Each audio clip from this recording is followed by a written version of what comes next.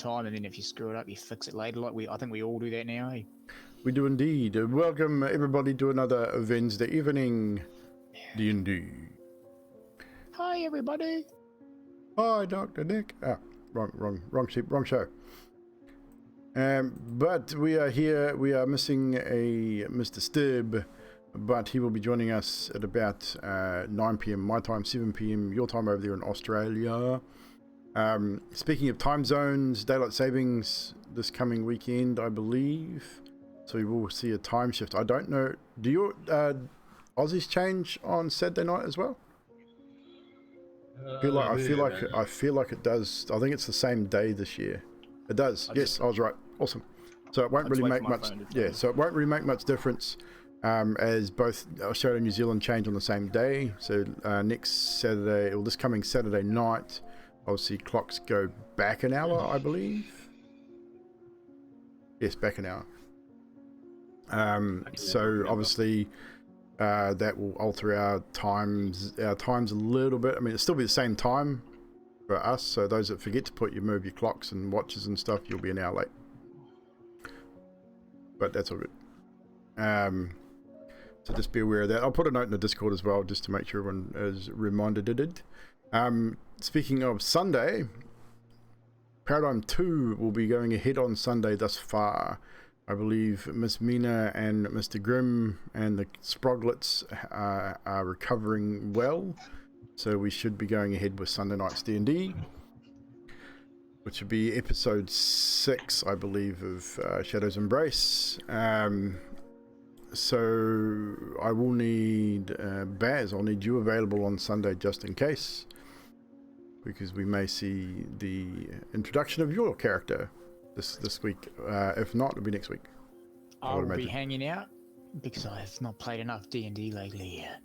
And and on that note as well, because your character will potentially be introduced either this coming week or next week.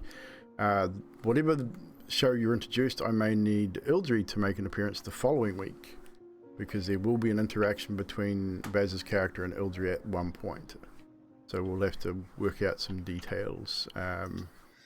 Killer of giants. So I will give Ildry some details before we get into that, just to give you a little bit of information on what is going to be happening, so you got time to prepare, because you will have certain information before the interaction. Obviously, some of it will be improv in the moment, but there will be some information that Queen Ildry will be privy to before meeting this particular character. But yeah, so looking forward to that. Should be a bit of fun. Our Sunday campaign party should receive their first official assignment this coming week.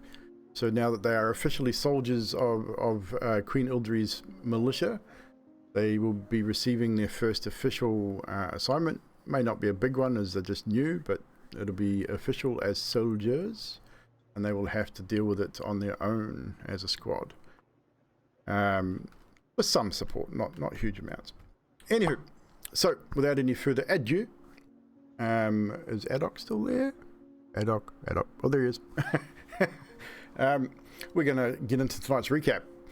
So last we left off, you had travelled the road leading from Mount Garcus. An encounter with the Vistani wagon has caused some unrest with the group. However, as you reached a place to camp further on down the road, Skathis makes an aggressive action towards Zadriel, prompting Carnos to act, which causes the severing of Skathis' right hand at the wrist.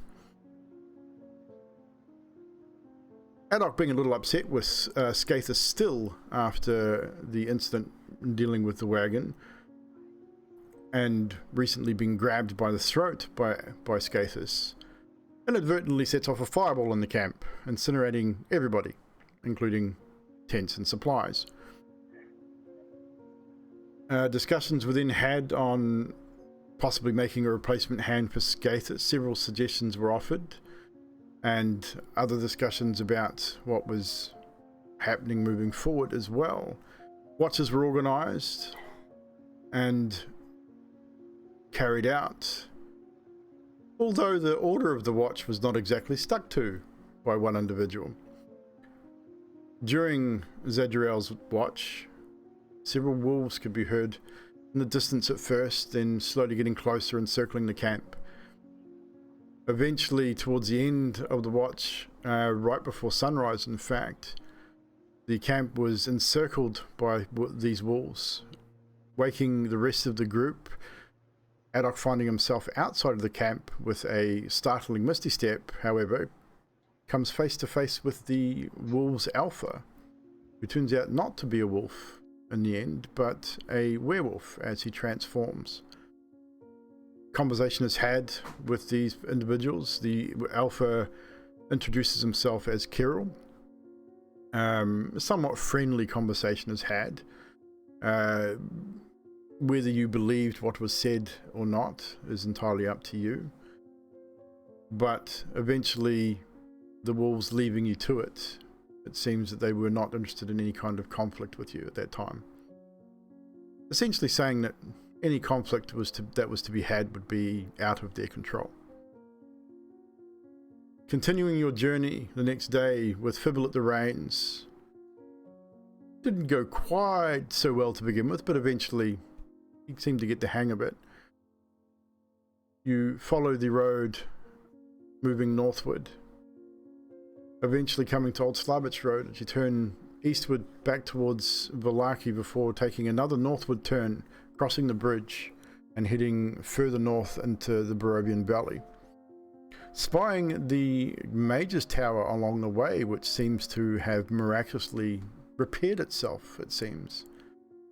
Couldn't tell for sure if that was the case from the distance you were at, but it definitely stood proud where you know it had been destroyed previously because you guys were responsible, of course. Eventually moving forward through a forested area and then breaking the forest as the snow started to fall. Once again, the cold air biting at your skin as you start to approach the walled village of Krezk. We assume it's Krezk based on the map that you have and the instructions you're giving. As you approach, say the gentle snow starts to fall, off in the foggy distance you can see the looming building that you assume is the Abbey of St. Michobia. And this is pretty much where we rejoin you now as you start to approach this walled community. As you head forward, let's read some stuff here.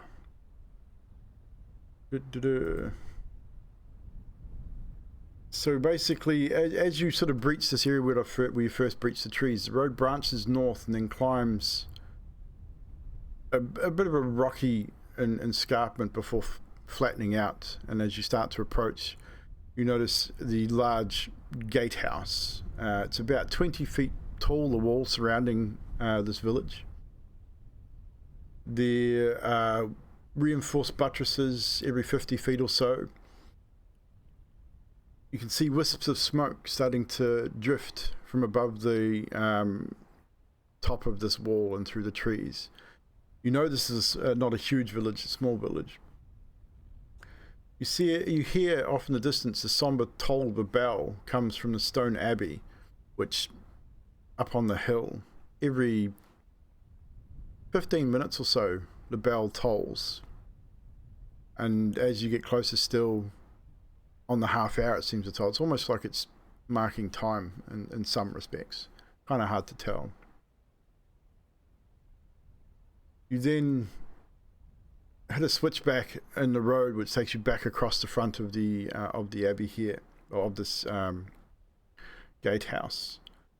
And as you approach, the air grows colder. The two square towers with their peaked roofs flank either side of this large wooden gate surrounded by solid stone. At the top, every now and again, no need for a perception check, you see what looks like maybe the top of a woolen hat start walking along the top of the wall, and a spear tip walking along with it as well. As you the sound of the horse and cart sort of clatter closer, you see one of these figures turn and face towards the front, and then move quickly back towards the guardhouse. You hear a bell ring in the gatehouse itself. Clang, clang, clang, clang, clang, clang, clang. As you are now maybe 15, 20 feet off the gate. In the towers themselves, you see some narrow windows. Carnos would probably know from his experience as in his training and some of the line of work that he does, and probably many of you have probably seen this in other keeps and walled cities before, but these are definitely fortified positions to fire arrows from. They're not wide enough to be a window, but not narrow enough just to be a quick place to look out of. As you stop just outside the gates looking up, all of you will notice on both sides, arrowheads poked through. One on each side, pointing your general direction. And then you hear, "Halt! Who goes there? State your business." You want me to talk, or you, Carnos? What do we tell them we're coming here for? Yeah, you're kind of a leader, so you go for gold. What are we coming here for? Oh, that's right. The lady, in my dreams. Ireena, you had a dream. Ireena, that's it. Ireena. You had to jog my memory here. We've been walking so long, it's bloody cold. Yeah, they want to answer. You talk. You're a good talker. Doc, what did you... Quickly or you'll be fired upon. We are here because we have heard there is an abbot in Krezk, no? We want to see about some healing. Where are you coming from? Well, we were at Vallaki, but this Vallaki is sadly no more. You don't hear anything for a moment, and for maybe 2 or 3 minutes you think you're quite certain that someone's going to get shot. That the arrowheads can still be seen from the windows. They don't seem to be very friendly towards outsiders at all. And then you hear, "Do not go anywhere, wait there. I shall return." Skathers, hold your hand like it hurts. Your stump. Hold your stump like it hurts. Yeah, let's huddle together for a second. Team meeting. Okay. Ad hoc. Do we mention my dream about seeing Ireena, or do we leave it out? We definitely leave that out. Do not mention that. Yeah, okay. Zadriel, same question. I think as it's a dream, we don't trust anyone around here. Maybe we leave it out for a bit. Scafus, you put your hand in here and let us know what you're thinking.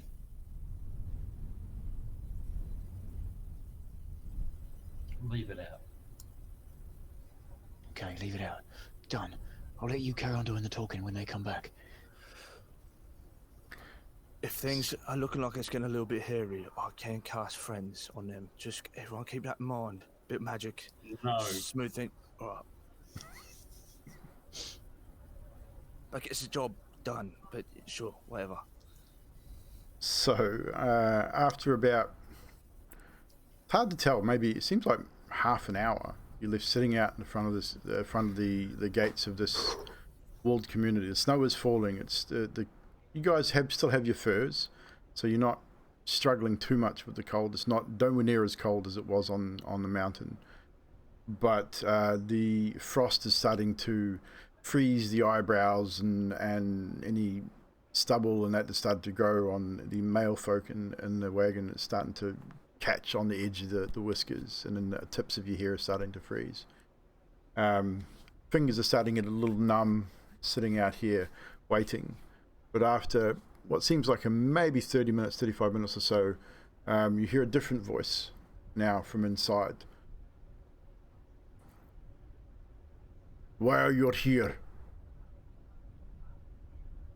What brings you to my town?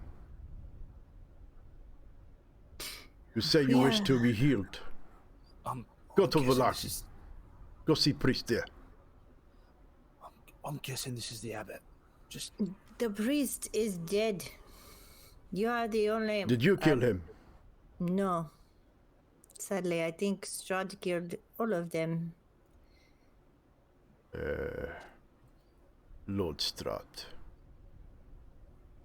He has no friends here.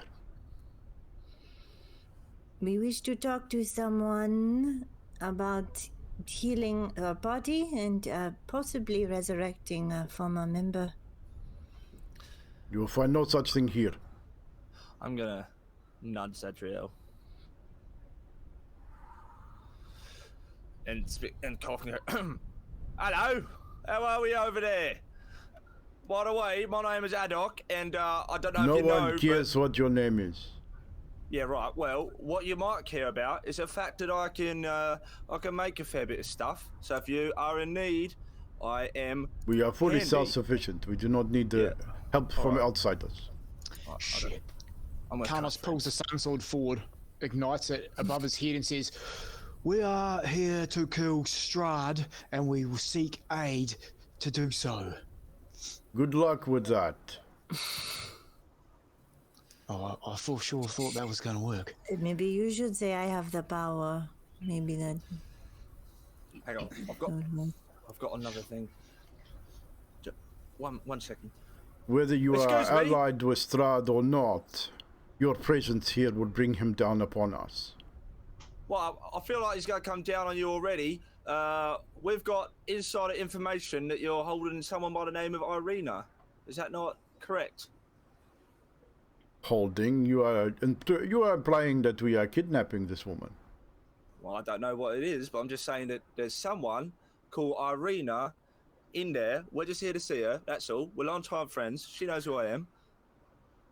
And as you say this, funnily enough, you then hear a woman's voice. Come now, Dimitri. Let them in. They are with me. Please. Stop being such a old man. It is all right, friends. They will let you in. I will meet you at the gate. And all of you recognize her voice almost instantly, especially you, Carnos, as Ireena Kulyana. Well done, Adok. Very good. I'm getting too cold. And Yeah, with Sam that, doing the exact opposite thing that we talked about not doing kind of got us in. So next time, I'd just tell them, all right? so about 10 minutes or so still, they make you wait. They don't do it instantly. No. You, not tell them I about the dream. went over to Carnos. I said not to tell them about the dream. Oh, right.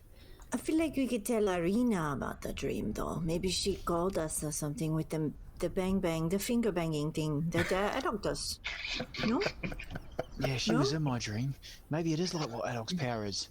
No, wait a minute. It takes a lot of talent to be able to finger bang someone the way I do. Yeah, not everyone can do it. By the way, just so to jog my mind, is Ireena someone that we have upset lately in the past? Not quite sure. I remember Emilia used to talk to her all the time. Yeah, but if I said something to like, upset her or Carnos, probably Skatus. I mean, We we need to- probably argued a lot, so they left, so... so as you guys are discussing this, the gates, you hear the large bar be lifted and the gates and just sort of squeak heavily on their old iron hinges and swings open.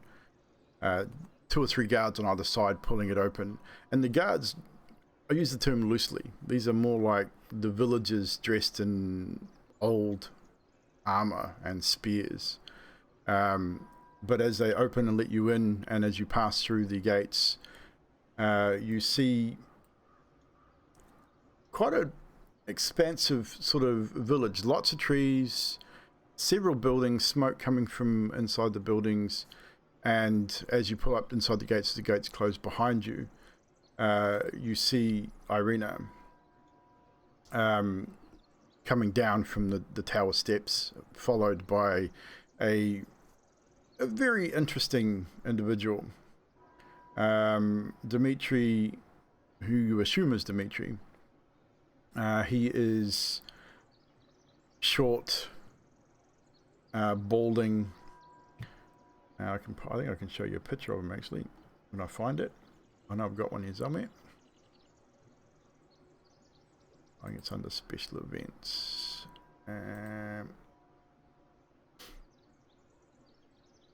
So Dimitri's the one on the left. So he's bald. He's quite short and stout, human.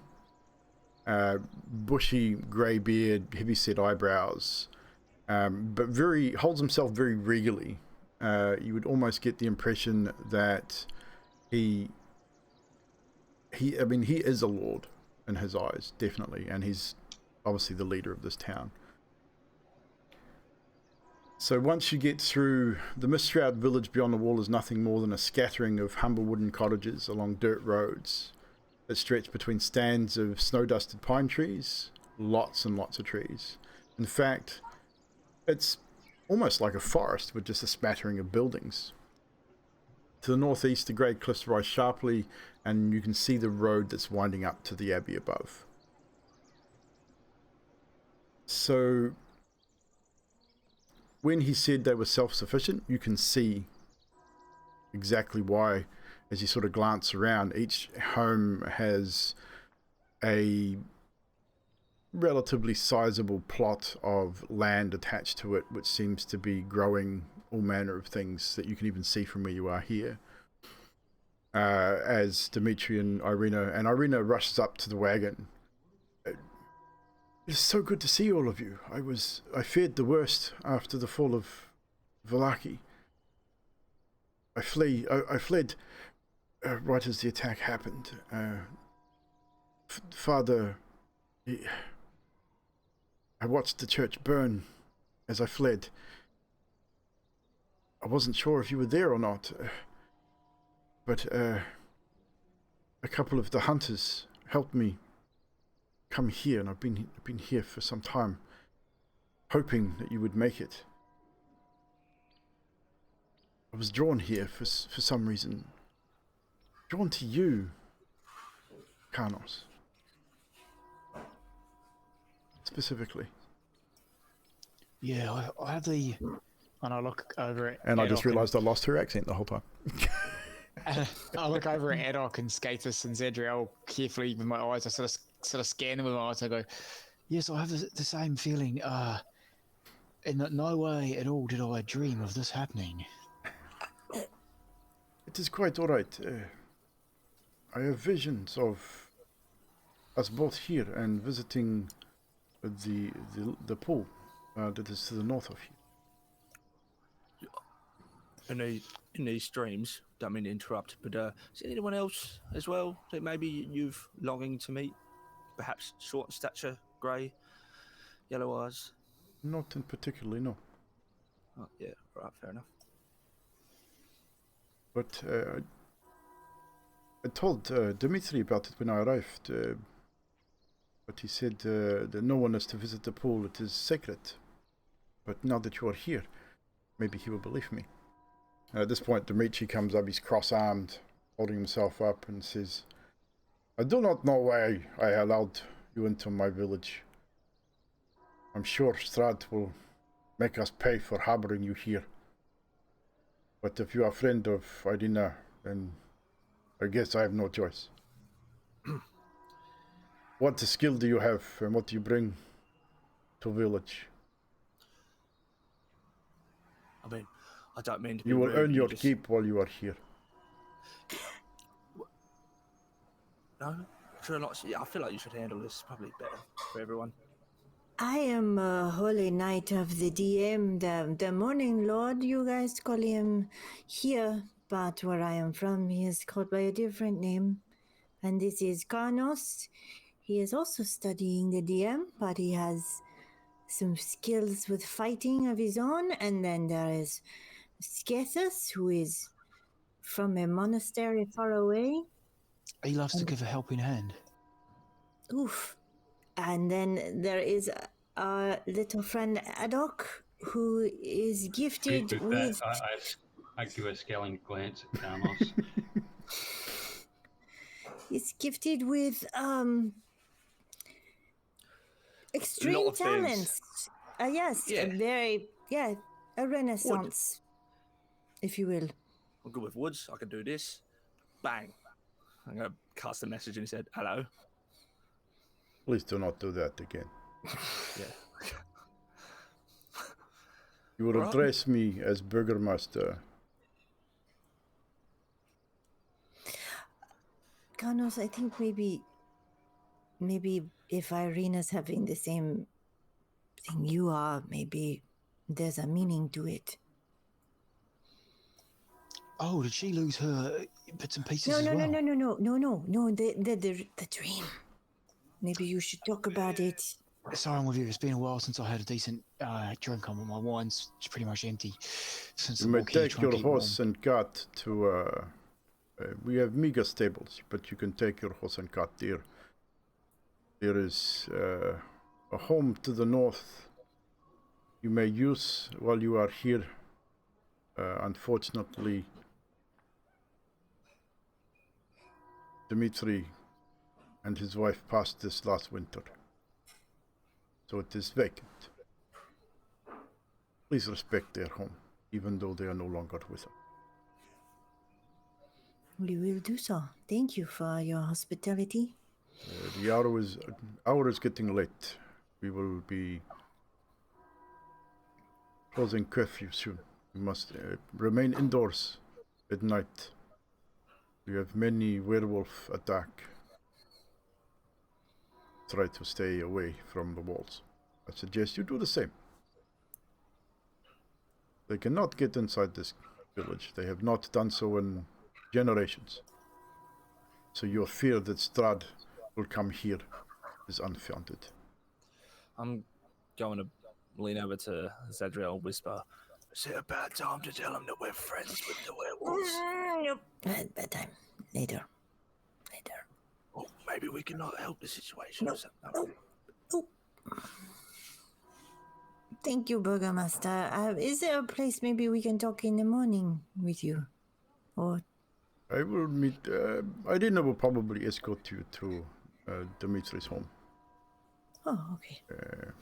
I believe she wishes to stay with you while you are here. Why she wishes to cohort with outsiders is beyond me, but it is her life, her wish. If I can think of anything that you can do to help us while you are here, I will certainly let you know. We would be happy to help. As you can see, we maintain tight ship, so to speak. Everybody pitches in, everybody helps. You stay, you pay, one way or another.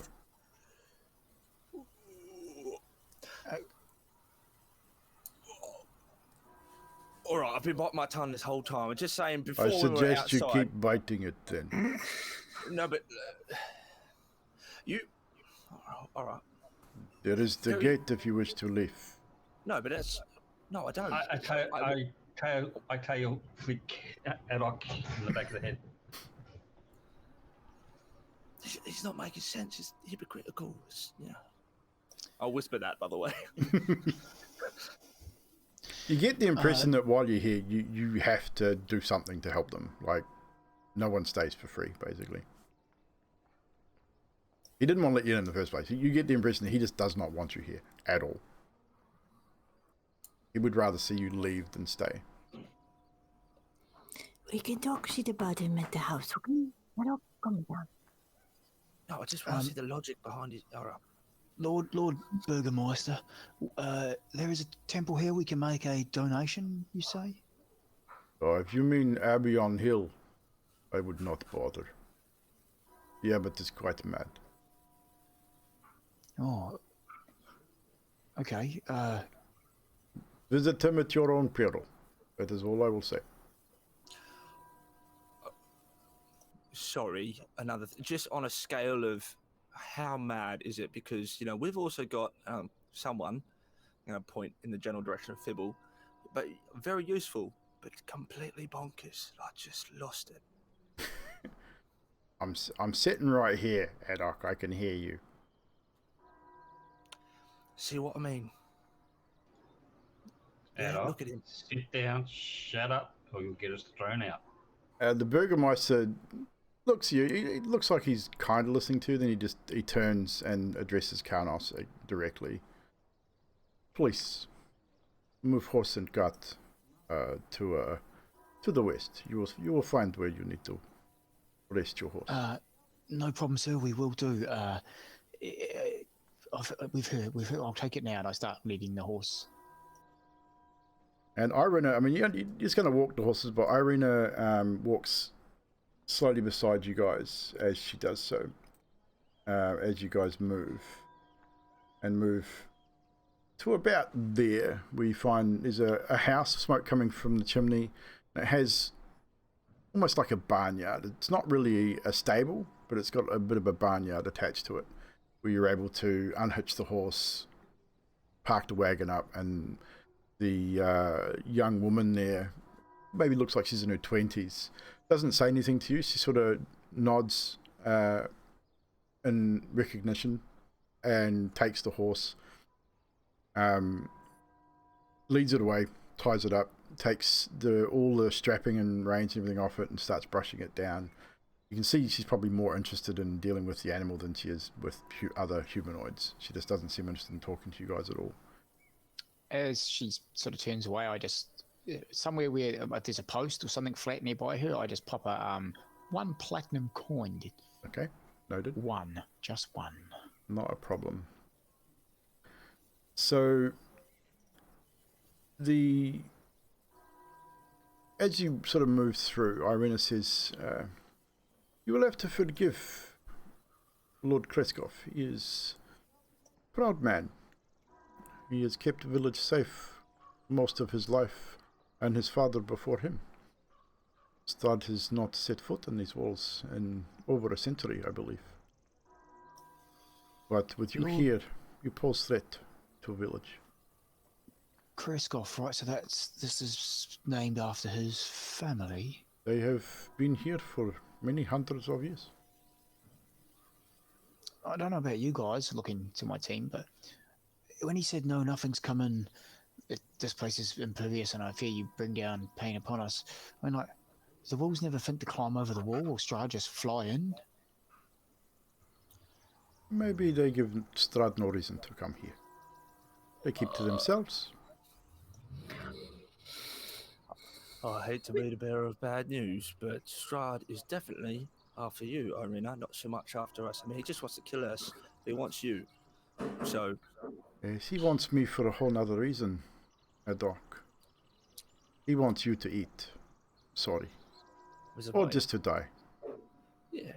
He has been doing it for a long time. Another thing that bugs me about that fella, just saying, I just want to air it out, right? I did offer, did I not? We all heard that I could do something for them in there. The moment we get, then he says, nah, it's not good enough, we're self-sustainable. The moment we get inside, he goes, no, you got to help. Doesn't make sense. That's what I had an issue with the whole time. He did not want you to come in, Adok, at all. Yeah, but he was not interested in having you here. You are here because of me. Because I requested you be here. So I would respect anything he has to say, regardless of how much sense it makes or not makes. Yeah, let's just do what he asks of us. Pull our weight. If he asks us to do a job, Adok, you're good at jobs, right? Mm.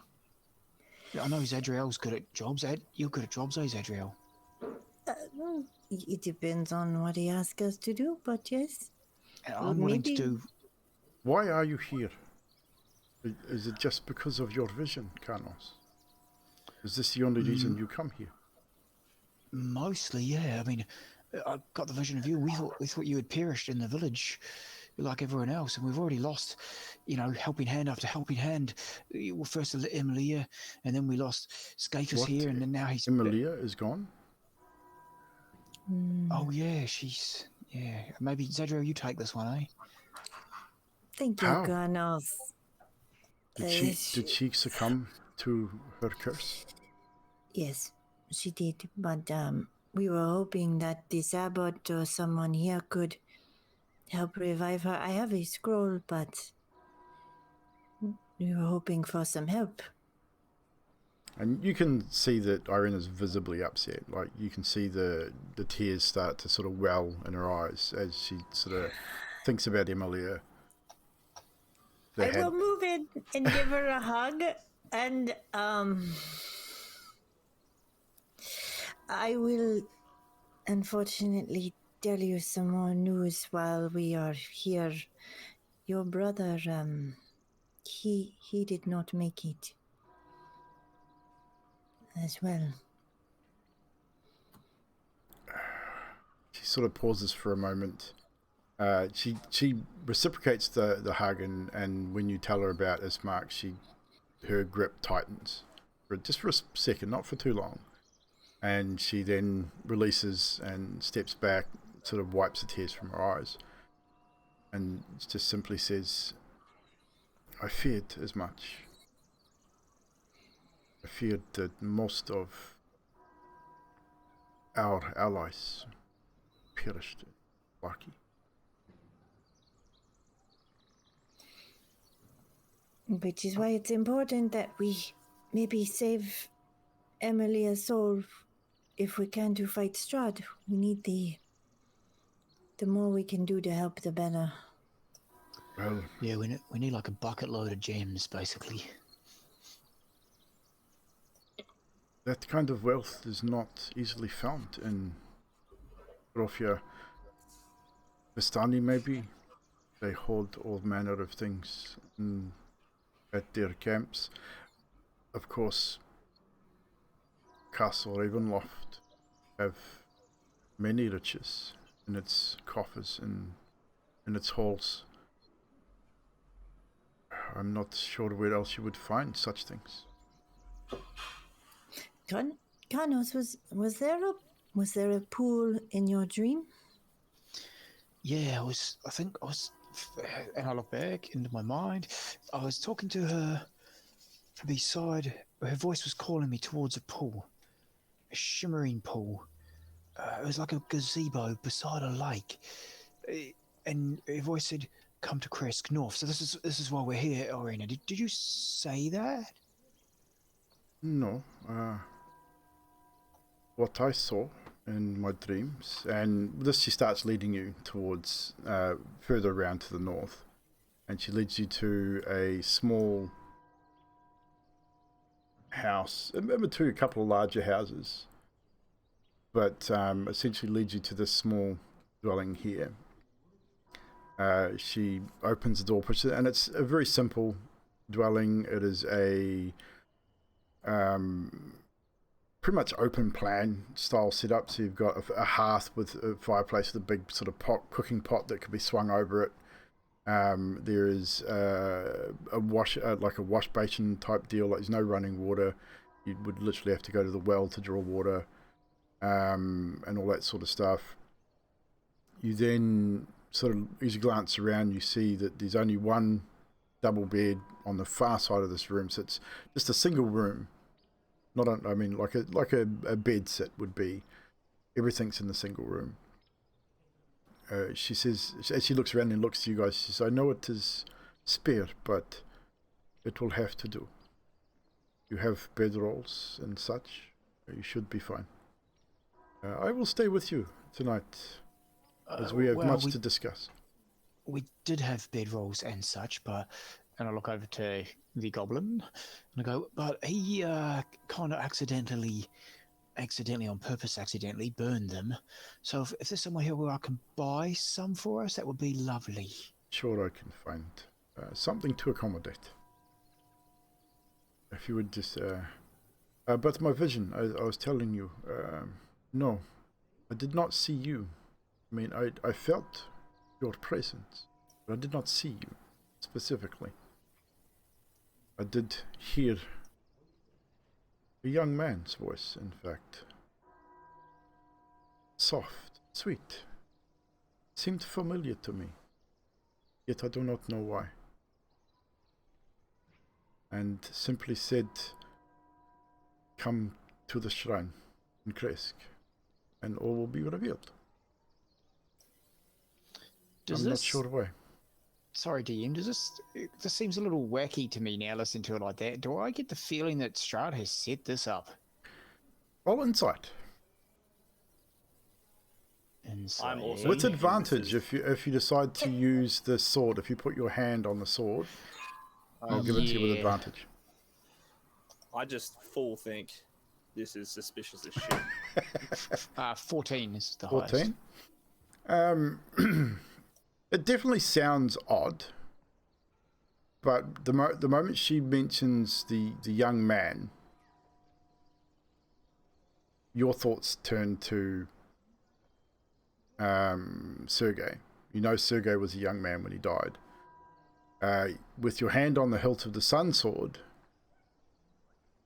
standing in this close proximation to Ireena, you get the feeling of excitement and anticipation. Like, not the way I see that smirk on your face, not that kind of excitement. It's that, like, just anxious, like nervousness, anxiousness, but excitement to potentially either just excitement, like the excitement you get when you see someone you haven't seen for a long time. Okay. Just that anticipation. So I would say that Carnos probably would not, at this point, assume that Strahd has anything to do with this.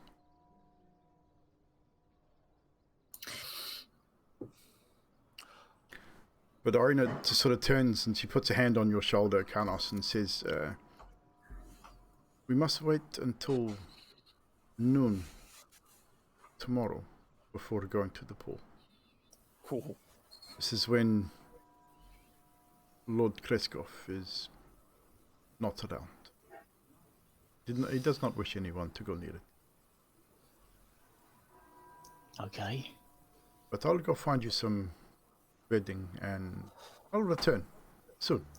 Here, and I give her a platinum coin. Take this. No, it's not necessary. It will not cost anything. Yes, Edok. I just do want to be devil's advocate here for a little bit. Have you or have you not had these types of visions before? Many times since I was a girl. Oh, well, it's probably not Strahd then. It's like 50-50 chance. I understand your suspicions. Strahd is powerful, and he has many ways of trickery and such, but this feels different. I have had Strahd in my mind more than any of you have. Believe me.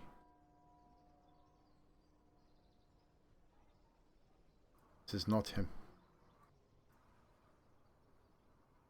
Also, I mean, I get voices all the time from the DMs and the DMs and stuff. Oh, Yeah, maybe. look, I'm just, I gotta go at noon, kind of feeling, didn't really see. Look, I'm just being devil's advocate, that's all I'm saying. Could be could be legit, but on the off chance that it's not, Carnos, you're probably going to die if you go by yourself. So I'm just saying that, I don't know if you want to go alone with Ireena with Carnos, but I feel like, some backup, maybe, possibly. It's a good idea. I didn't think I'd be going alone with her. No, I figured all my friends will be coming along. I look at all of the crew, including Skathis. Ireena at this point turns and says, you are all welcome to come along. Oh, right. This is not a private matter. I do not feel it should be. In fact, it's probably safer if you are there, just in case. If this is a ploy of Strahd, then who better to protect me than the adventurers that has survived longer than any other adventuring party in the history of Barovia? That will be me. It's been dicey. Literally. Yeah. I think Adok's died like 3 times. I think I've died twice. Skathis might be 2 or 3 as well. I begin to lose count, actually. Yet you are still here. Ireena, this abbot, after we are done at this pool, do you think it is wise for us to go and try and... If you catch him in a good mood, maybe. It's hit and miss with the abbot. He is not all there, shall we say. Do not fret, my dear, because we have someone that can communicate between like-minded people. Isn't that right, Fibble? Well, God. shut up, adult. I was giving you praise. All right. What would It's put a him in funny a way good of mood? praising someone, you know. Yeah, well, I'm working on it, all right? I'm getting better. Very slowly. I mean, I'm not... Okay, yeah, I am crazy, but shut up.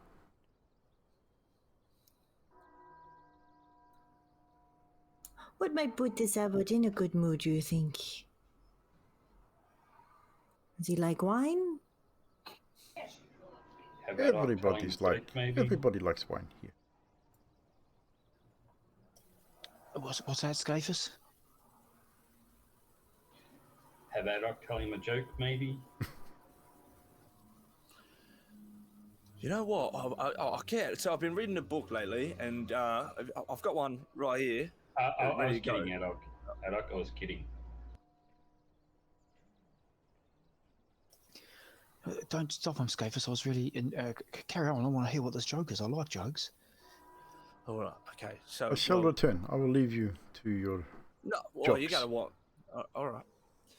All right. Okay. So the thing is, yeah, you've got 2 humans that walk into a. No wait. Okay. One of them is a human, and the other one is an elf, and they walk into a bar, and then they go, and they get a drink and together, and then someone spills a drink.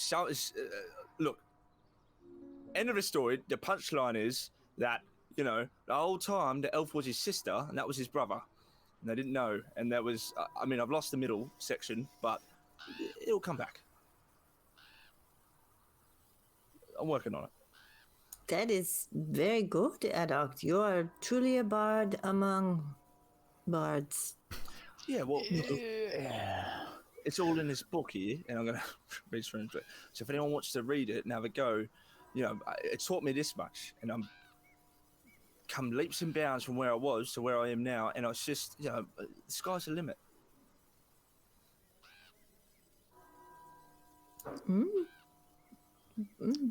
Maybe stick to blowing that whistle or something, right?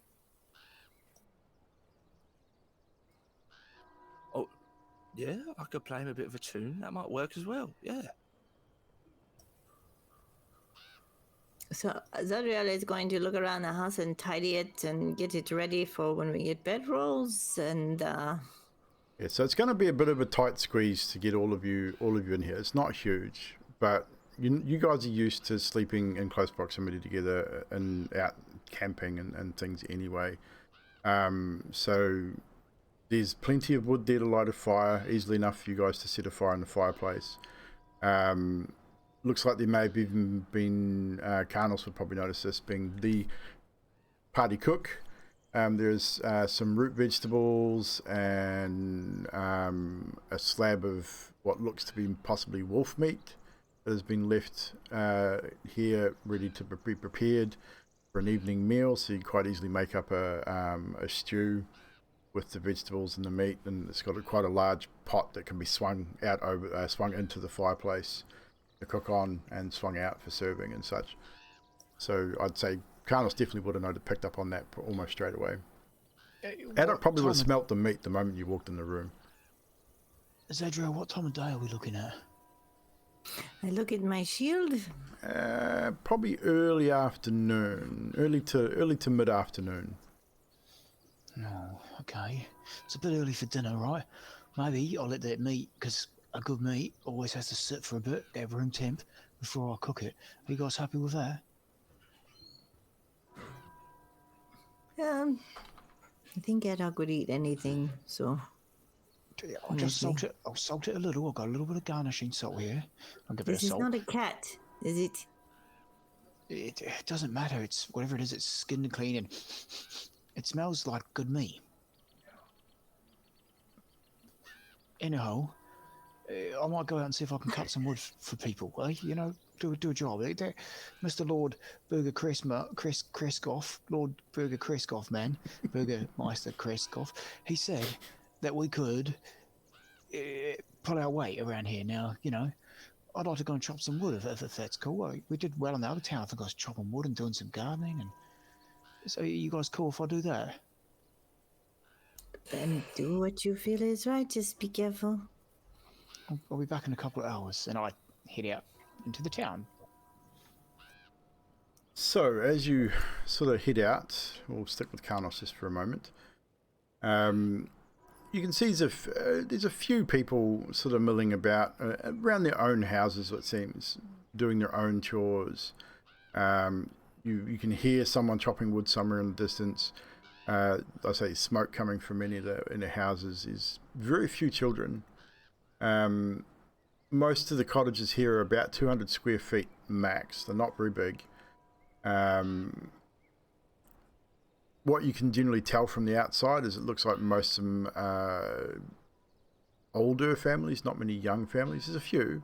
See a couple of young men sort of carrying what looks like sacks of grain from the northeastern part of the village, carrying it through and entering a building. Whether it's their building or not, you're not entirely sure. The one thing you do notice, however, as you pass each sort of house, looking around, each cottage has its own graveyard attached, it seems. Small plots behind each house or beside each house, fenced off just like any normal graveyard would be. Some of them have more headstones than others, but it seems that every family here has their own graveyard, which probably stands out a little odd to you because you're used to having the communal graveyard, like it'd be a village graveyard or a city graveyard where everybody's sort of interred. This place looks like it's each house or each family has their own, which is not unheard of. Like, you've heard of nobles that have their own family crypts specifically, but that's normally reserved for nobles, not commoners.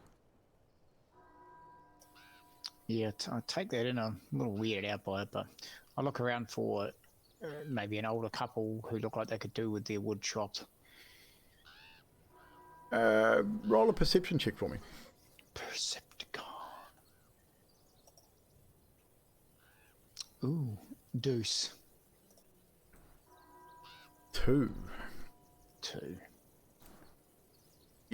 You look around and you can't really see anyone that visibly looks like they need help. Everyone here seems to be extremely self-sufficient. They're all just going about their day, doing their own thing. Most of them aren't even looking up and acknowledging that you're even there. You get a couple of glances from one or two that sort of give you a lingering look, but then just go back to their business. They don't seem to be overly worried that you're there, yet they don't seem to want to interact with you either. I just sort of call out to any who you hear nearby, and just not super loud, but just call out, I, Carnos, the great hero, wish to help someone out by chopping your wood by the side of your house here. Is there anyone who wishes me to chop? I am an excellent wood chopper, and I'll make your beck and call. Or any other jobs you wish me to do, come see me right now. I even have coin if it's coin that you wish. As you finish off your little sales pitch, shall we say, you catch the eye of an older woman. She's a little hunched over, makes her look way shorter than she probably really is. She's wearing a fur-lined sort of bonnet cap, flaps down over her ears. You can see the tufts of sort of greyish hair poking out from the bottom. She sort of turns towards you, hands clasped in front of you. You can see the bulbous red nose. heavily wrinkled face, definitely in her latter years, human. She sort of shuffles over to the edge of the front of her small cottage, a little fenced front yard, nothing special. The fence probably looks like it's going to fall down if a wind blew really hard. But she sort of walks over and she says, "What do you say? You can chop the firewood? Yes? Yeah, or lift sacks of grain, or whatever if you want. I can give you a couple of hours of work for nothing." Well, it'd be rude not to accept your kind offer.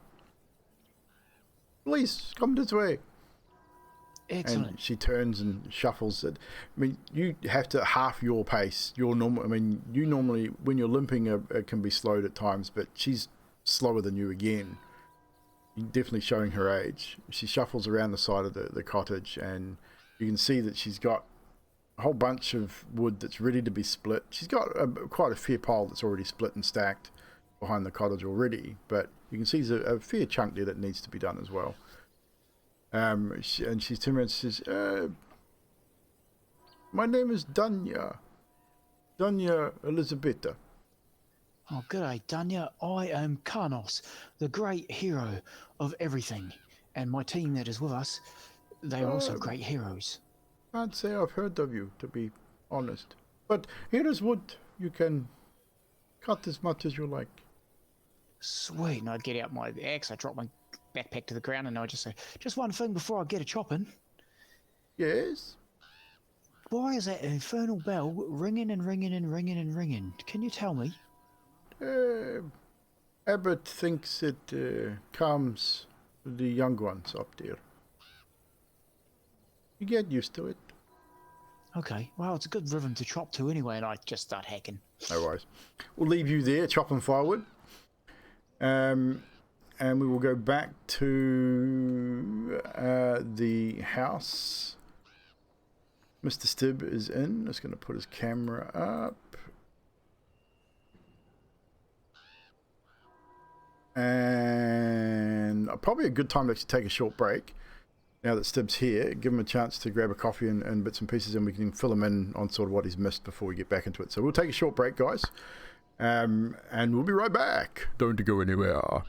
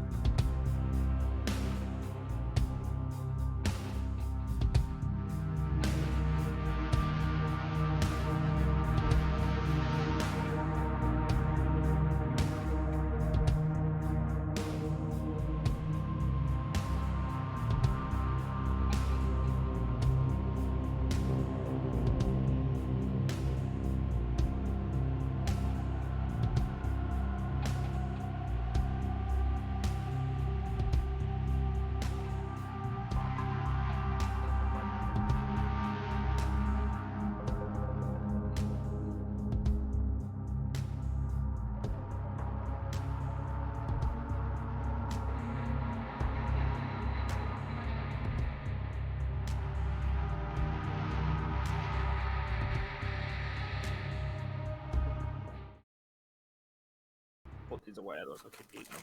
You keep eating them. You keep eating them while we're on a break. It's not a problem. We're back, guys. We're still kind of on a break, waiting for Fibble and Zadriel to get back. But we're going to come and hang out with you guys for a bit. I've got to redo Skate's camera. It's got a few whack of fat in it, eh? But yeah, so another Wednesday Curse of Strahd-Ep. Hope everyone's in the chat's doing awesome this evening.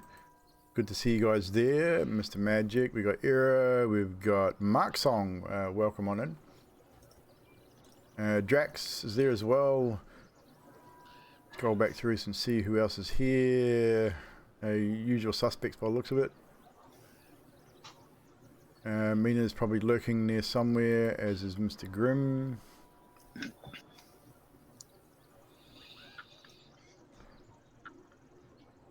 Yep, all the regular lurkers there as well. Welcome in, guys. Good to see the lurkers in here as well. We're not gonna call you out. You resemble that remark, and Mr. Vancouver or Mr. Mrs.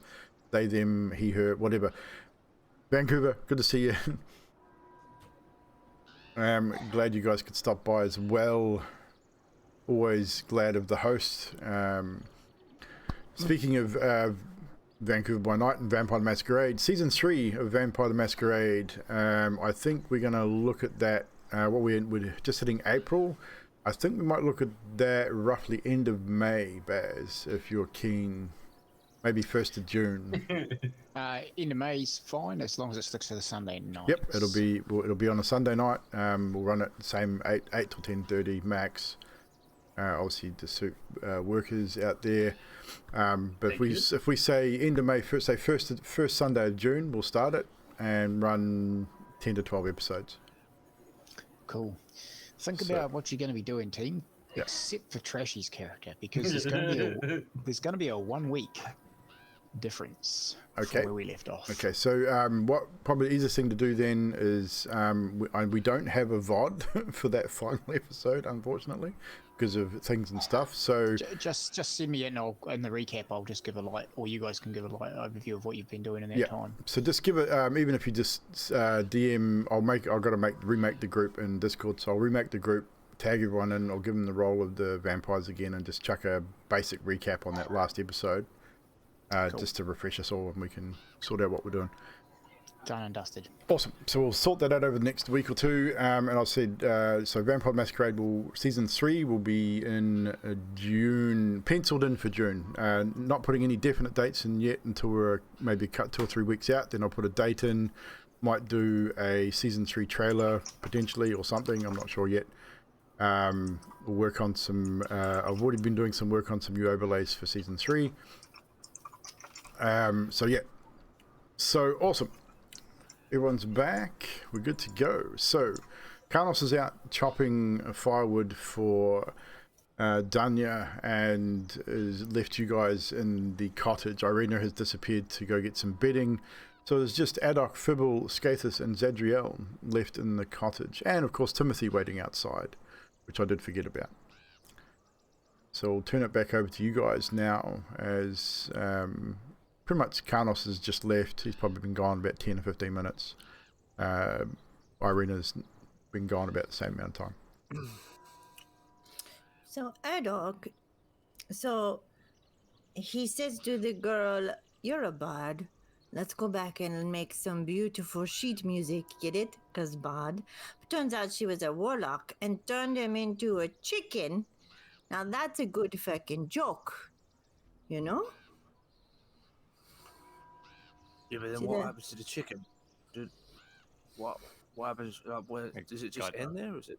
It got eaten. I mean, it's a story we tell in Vandalin all the time. Right. So, wait, hang on. As I'm writing it down, so the elf she's a warlock, and then turns the human into a chicken, or the human was... If I have to explain it, it's not so funny. Yeah, but I just see the way. I mean, like Fibble, you get. Yeah, we need to. I mean, I just need to know that. Don't think about it too much. Right. Okay. But in terms of performing, yeah. So you've got the setup, then the misdirection, then the punchline. So Yeah, it's a pun. Like the sheet music, the bard, sheet, sleeping with the bard. the bad sheet. shit. No. Oh, it's my accent. Sheet. People bard tell shit. him. I'm confused how this joke is. Well, I mean, it was funny, but how?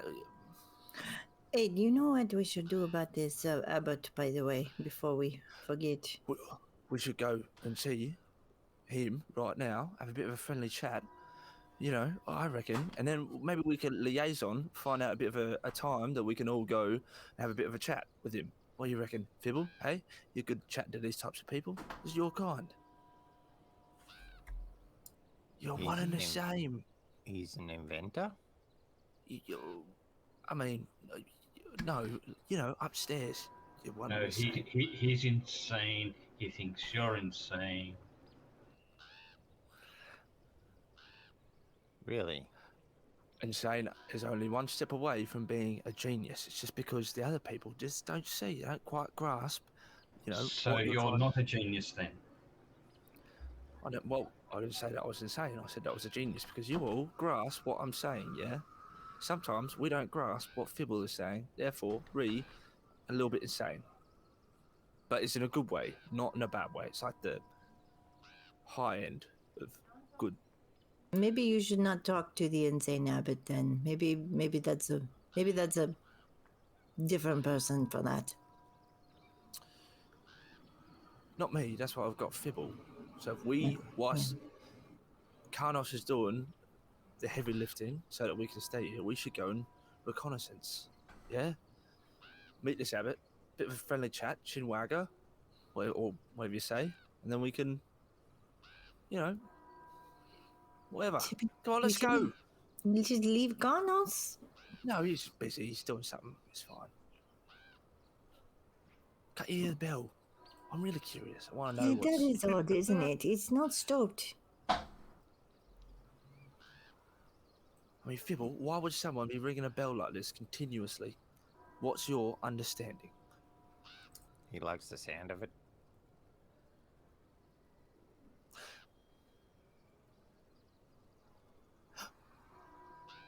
All right, let's just go and have a look. DM, question for DM. Yes.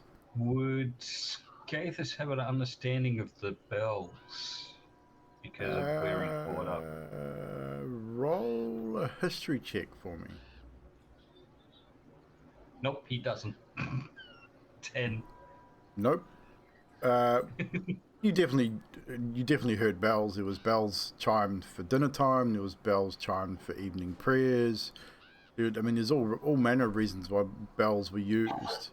I would say even this is a little, not weird, but different than what Skathis is used to. That the bell is continually chiming. But as I say, as you were walking through the village to the cottage that you're at, no one else seemed to make any kind of inkling that they were upset by it or that it was out of the ordinary. It just seems like it's part of whatever goes on here.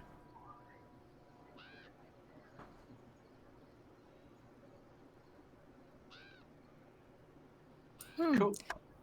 Well, I guess we could go. Maybe we find Carnos on the way and tell him. But we have to be back by noon tomorrow. Why? Because Ireena wants to go to the pool with Carnos. Why do we need to be there? In case it's a trap. Ah, See, we're trying to be smart.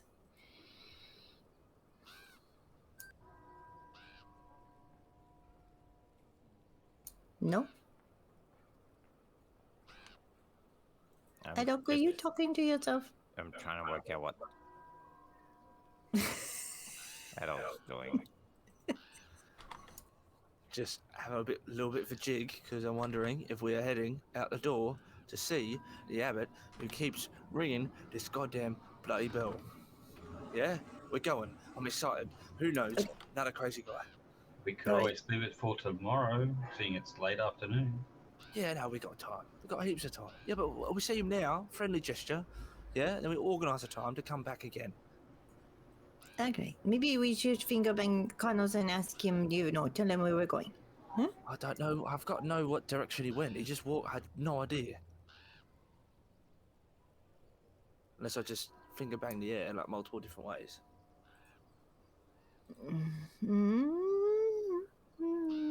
Well, if he's more than 100 meters away, then it's not going to work. But yeah, I'll just look. I'll walk outside front of the house. I'm going to walk out. I'm going to open the door. I'm going to cock the finger back. I'm just going to point randomly and go bang, and hope that it hits Carnos and cast message. Roll a d4 for me.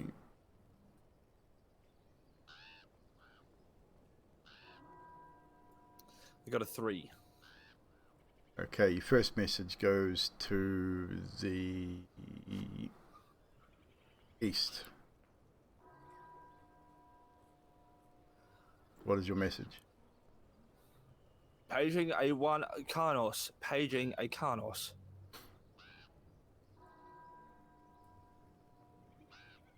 Carnos, you're chopping firewood. You've been chopping firewood for about half an hour, 45 minutes or so. You've worked up a little bit of a sweat. You've taken off the woolen cloak, the fur-lined cloak that you had. Danya's brought you out a cool tea-like beverage. It's kind of bitter, but it's not disgusting. Like, it's got a bit of a bitter flavour to it. You can tell it's not tea, but has that same coloration of a black tea. But it's kind of a bitter tasting, got a little bit of a almost a caffeinated aroma to it, almost like coffee, but it's not. It's kind of odd, but it's refreshing. It's cool. Oh, this is lovely. Thank you, Danya. Got a nice pile of wood there for you. That should give you a few days at least. If you're happy with that. Do I hear the message from Haddock? You do. As you're talking to Anya, you get that message in your mind.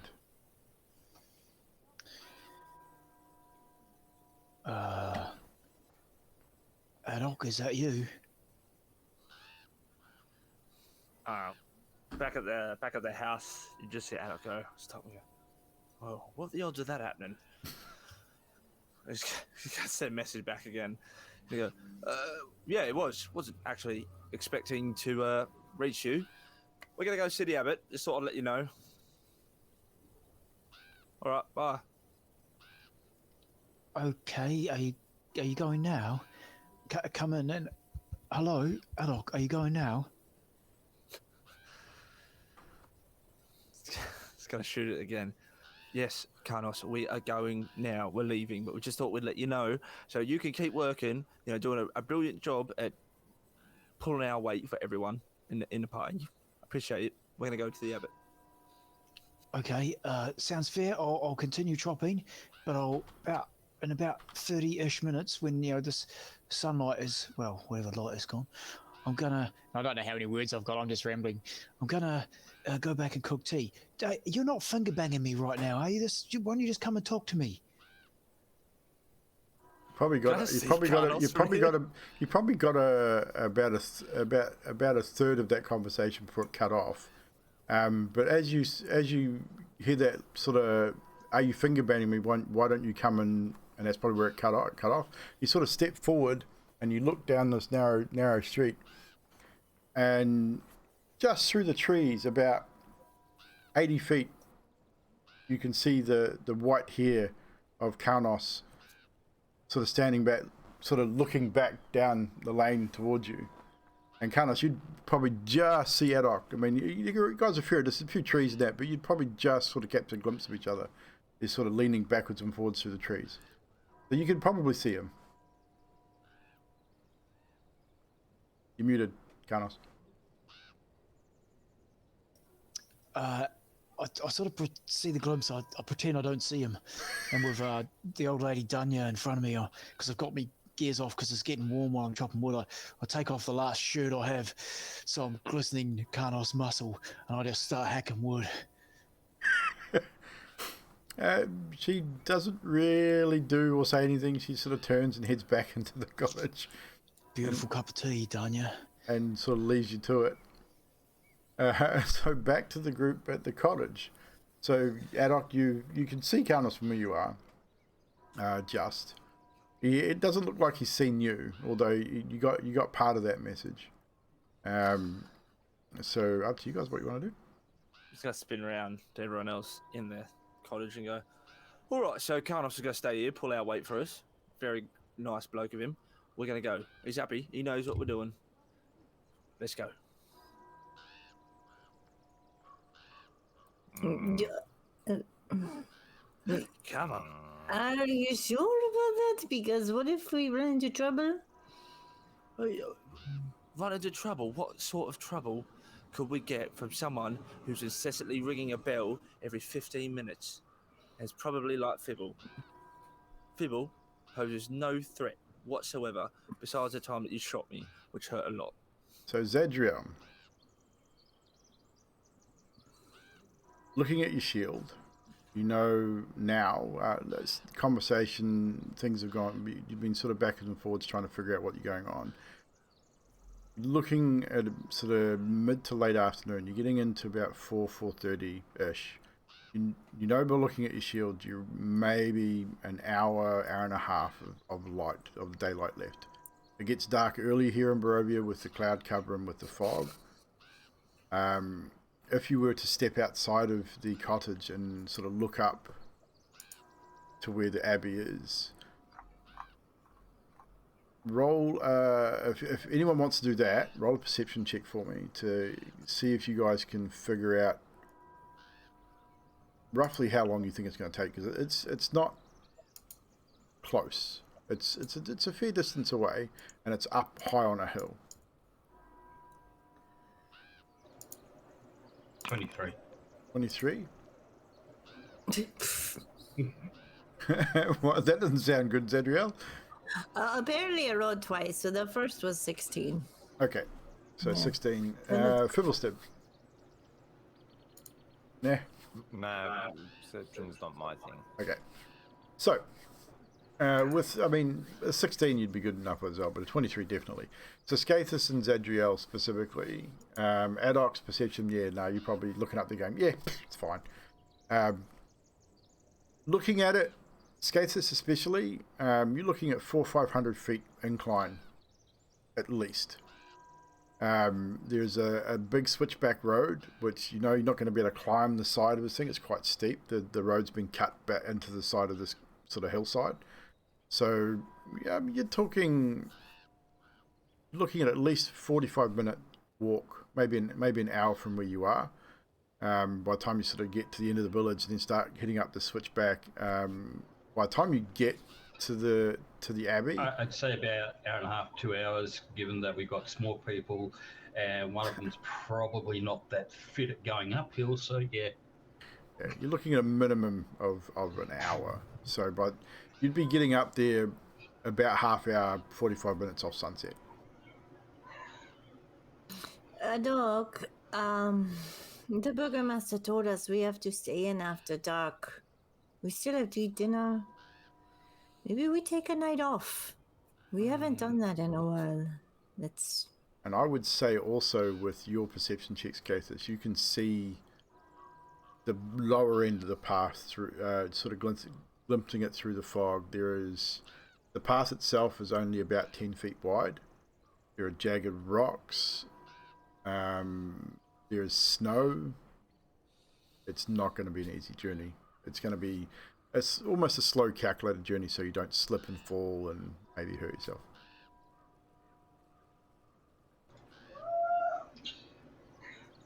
yes, and I don't think we're going to make it there by nightfall, let alone getting back by nightfall. So I don't want to have to pick you up and carry you down. I suppose I could throw you down. That may help. But no, jagged rocks, no. Looks perfectly fine to you, Adok. I mean, I thought that monks are quick on their feet. Yeah. So, how about we Quicker have a than you, yes. yeah? So how about we have a bit of a race? If you carry me, Zadriel flies. You get there super quick. Don't worry about it. We find out why the bell's ringing all the time. How are we gonna sleep if the bell is ringing all the time? If we piss off the burgomaster, we get kicked out of the one place that is safe from Strahd right now, apparently. I'm With the pleased that fella's. werewolves. Well, yeah, but we're friends with the werewolves. We had a bit of a chat. Yeah, I'm like pretty much buddy with them No. now. No, we're not. They said if we meet again, they would kill us. That's not entirely. Well, they actually said they might kill us, depending on whether or not Strahd's controlling them at the time. So, you know, But that being said, what's your rush? I don't mind the bells. It's every 15 minutes, man. Just put your thingies in your ears and shut the fuck up. And it's, I enjoy the bells. It's peaceful. Helps me concentrate. You've got to read that book or something you've been reading in the wagon all day, no? Maybe Yeah. finish it. I'm planning to when I go to sleep tonight. We can make that. It's like a 10-minute walk and back, at least. No, it's over an hour. Yeah, well, how would you know? Well, okay, I'm gonna go back to the place and set up for, you know, sleeping and whatnot, and you can quickly walk it since it's only 10 minutes, and if it is only 10 minutes, when you get back, we'll go. All right, sweet, done, easy. No one's got a problem with that. It's safe. Heaps of sunlight left. Feeble. Don't But- stress. If I get into trouble, sort myself out. Not that I will, because there'll be heaps of sun left, and I won't piss off the burger meister. Do we have any rope? Anybody? You have just told the one that touched all the altars in the temple that it's fine to take a 10-minute walk and split the party up. You imbecile. If he wants to die, let him die. And then how are we going to fight Strahd with 2 people down? I only have a resurrection scroll for 1. Just, people. And I'm gone. Are you taking off, Adok? Yeah, what's that having that argument? Just walked off. Okay, so we'll just while you guys are talking about yourself, you hear the door swing open, and it closes, and Adok is gone.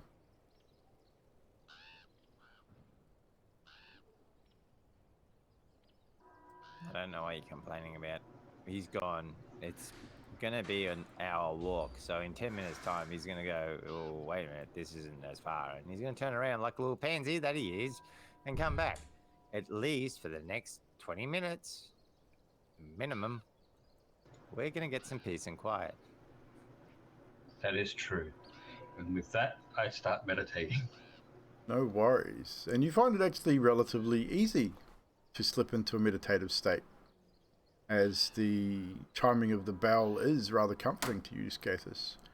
And for the first time since, especially for the last few days at least, feeling that sense of peace that you've always felt in these meditative states. Previously, not so much after the touch from Asmodeus. It kind of left a lasting effect with you. But you don't feel that quite so much in this moment. So we'll jump back to Carnos here at just briefly. So, Carnos, you continue chopping, and then eventually you spy Adok walking briskly down the street, heading eastward along the pathway with purpose. He's got a good pace going on, but he's by himself.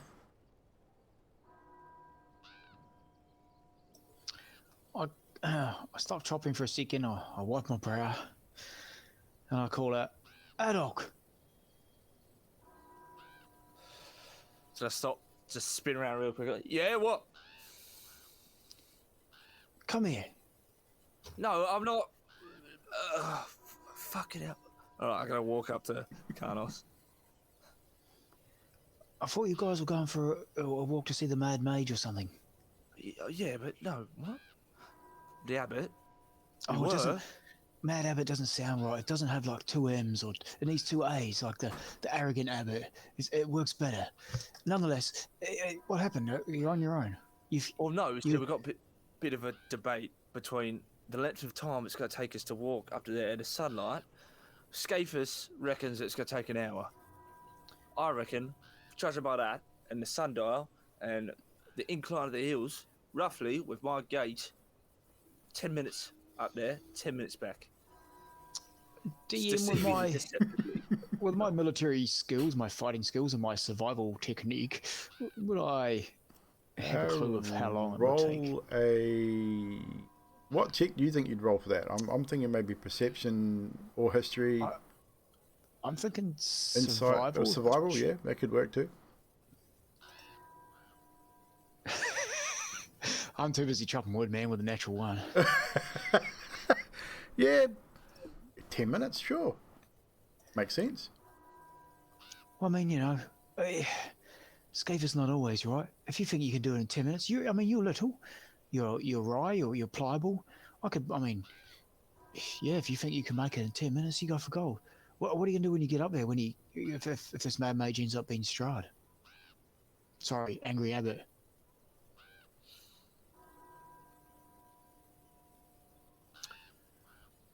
You know, I've had another really great idea. How about I wait for everyone else to come with me tomorrow, just in case. Safety in numbers, you know what they say?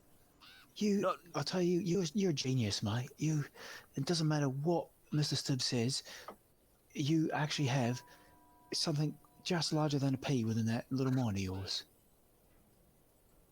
Yeah. You know what I say? I don't care what anyone says about you. Real smart and intelligent people recognize intelligent people. I'm glad that you noticed that. I'm not trying to fool anyone. I'm not intelligent. Look at me, and I've still got my shirt off. I imagine it's a little cool now. I've stopped chopping, but little nipply. I'm like, I'm out in the cold chopping wood for an old lady. I'm definitely not the brightest ball in the woodshed, mate. So at the end of the day, I'll leave the brain into you and Mr. Stubb, and even Zadriel. She seems to be quite clever most of the time, you know. So you guys do the braining. I mean, maybe you should work with Fibber getting Scaphus, you know, a spare hand. Yeah.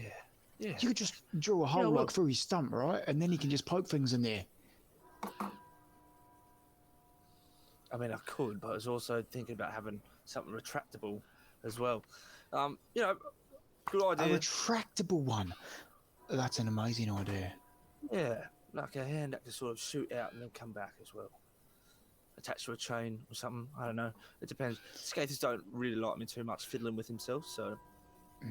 That's cool. Listen, I'm going to put my shirt and my armour and stuff back on. I'm going to stack this wood for this lady, and I'm going to come in and make some dinner, all right? Yeah, well, I'm just head on back because, never know, Abbott could be Strahd. That's a very fair point. So, not because I can't walk there. I can, but safety in numbers. Have fun. All right, bye. Right, with that, Adok heads back to the cottage. Carnos, you indeed stack the firewood that you've cut for Danya and head back to the cottage yourself. Skates, hey you, Adok, you make it back to the cottage. About the same time, Ireena returns with some bedding, so some bedrolls and bits and pieces, and she greets you at the door and moves in with you and hands bedrolls out to all of you. About, I'd say, probably 20 minutes, half an hour later, Carnos returns and starts to prepare an evening meal. Now, is there anything you guys wish to discuss before we hit the evening in particular? Carnos? Oh no, I was just cheering that I rolled a 20 for cooking. Awesome. So it's a good freaking meal, man. Probably one of the best Carnos has ever cooked. It smells great. Carnos? Why are you doing that? You don't need to cook, dude. Why not? And then I go... How much room does your meal take up? Because this place is not very big. Oh, God. Well, it's 45 pounds of food and 30 gallons of water. It doesn't sort of state how it's laid out, does it? No. So it will sustain 15 humanoids and 5 steeds. So I'd say it's a good pile of food that probably takes up most of the room inside this house right now. As Fibble clicks his fingers and I wouldn't say a huge banquet table or anything like that, but just sacks of bread and dried meats, a large barrel full of water, and yeah, it takes up a fair whack of room in this little cottage. Fibble. Fibble! What? I'm Look, supposed to get sorry, you stuffing go. in the turkey, not get stuffed by the turkey against the wall here. This is all just in the way. We could always send Adolf and out to deliver food to each house. That could work. Look, these people especially left us some root plants and some fresh meat, which I believe is deer now that I think it's smelling good. And you just want to do that to them after they've given us these goods. Your food doesn't even taste that good. It's just instant magic, whatever. And this big dump on the floor. Look at this mess. I hope you're going to clean this up. Did you live in a tent? No, a cave. It makes sense. Now, anyone who wants to eat this great meal I've prepared that these wonderful people of Krezk has got for us, here it is. Help yourselves. Anyone who wants to eat the pile of trash that Fibble just made, I'm offended, Fibble. I spent half an hour cooking here, maybe 40 odd minutes. Could have even been nearly an hour in total to get this thing cooked. I lost all track of time because I'm not real good at time. But all I know is the effort was there and you just don't care anymore. It's like you come home and you just want things now. And when did you two get married? When did this happen? As Ireena says from behind a sack of bread. I, out of guilt, take a root vegetable on my plate, but with my other hand, I'm getting a blueberry muffin from behind me and hoping that Fibble will put it in my hand. Like, come on.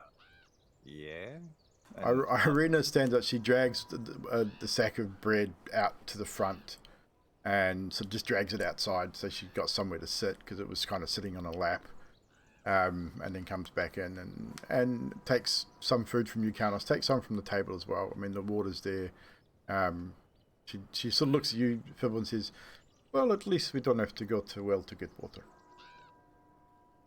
Yeah, but in 24 hours it all disappears anyway, so... I mean, does not leave a lot of room to sleep. Carnos eats like a horse, so you'll be right.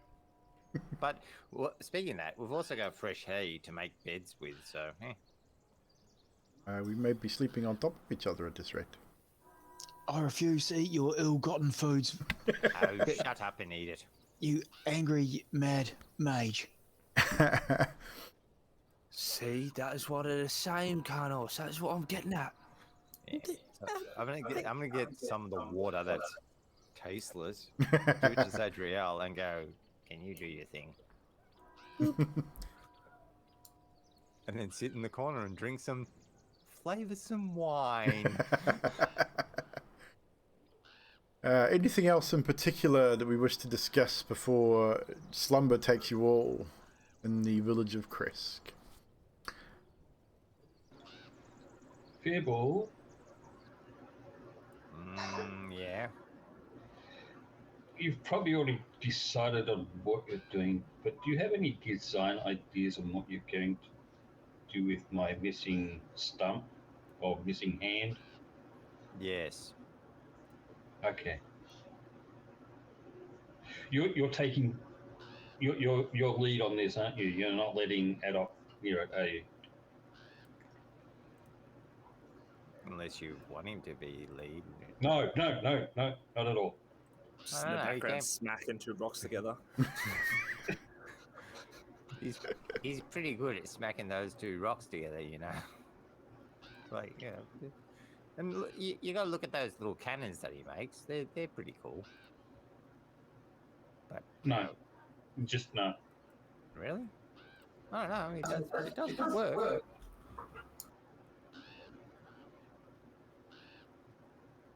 I'll think about it. Still no, hey. Okay. Well, I guess I could, make something up. Let's see. If I get, do you want clockwork stuff? So that the fingers can still articulate and do things, or you just want like the standard, ball on chain, like the ingenious one said that Okay. our walk is 10 minutes because Articulated sounds awesome. Means I can use it. But if you can't do that, then yeah, wank it a cannon. You want a hand cannon? Yeah, why not? Okay.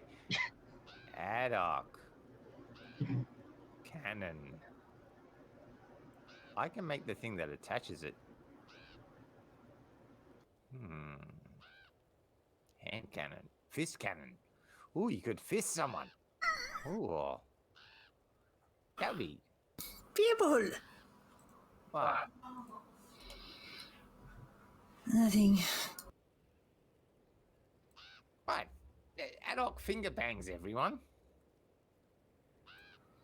It's true. I do. You don't get mad at him for finger bagging, everyone. You get mad at me because I'm saying that.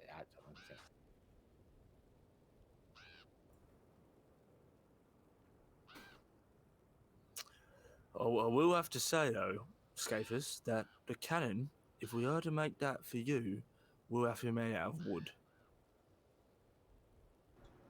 Why?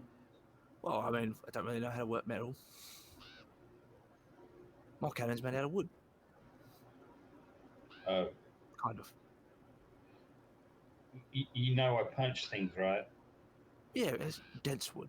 Hard wood, one would say. So it'd be a hard fisting. Yeah, you could also say that as well. It would be. It would be a very hard fisting. You know, Emilia would miss this so much right now. Why? I'm sitting here wondering how exactly you have survived for so long. Because Strahd has absolutely no idea what we're going to do. Neither do you, Yeah. as it seems. And technically, if you want to get into the midst of it, we kind of haven't. I mean, we've died a couple of times. We came back. Well, yes, you have been lucky, at least. I mean, these people are irritating and annoying and confusing and sometimes crazy, but in the midst of battle, we are very good together, so maybe we just confuse the heck out of Strahd. Go away, kitty cat. It's not your Sorry, house. cat. So you're attracting all kinds of stuff with your deer meat, Carnos. The Carnos, smell. Carnos, that's food. It's not. Cat soup. It's Run, not a kitty, deer run. meat. It's the goddamn food that old genius over here cast on the floor. It's attracting rats and cats. That's why my food's on plates on the table, and I'm meant to be the idiot. My food is on plates, on the table, on the floor, on top of your head. There's sacks over there on the floor. There's things like everything's everywhere. Fibble, you're really bright, but you're socially inept, and quite frankly, I think you're a little bit exactly like the goblin says. You're mad. Thank you. I have been telling them that for how long have I? Forever. Yeah, Have I ever Zadriel's right. disagreed with you? Fibble, I'll just have you know that I've never once said that you were mad. I said you were insane. There's a big difference. Either doesn't really make a difference. Either I way, would I ask, believe we should probably get some rest for tomorrow. Yeah, sorry, Ireena. Yeah, it's fine. No, get rid of all the food if you don't want it. So, Curfew would be actually, in no, I can't. effect very soon. So Oh, probably curfew. rest. And I would say you guys probably take the time to move this conjured food to allow you room to sleep. Sit down bedding or hay as which was part of the food, conjured food to give yourself some semblance of comfort. It is a tight squeeze, like you're all sort of lying not on top of each other or anything like that, but you're all with relative close proximity.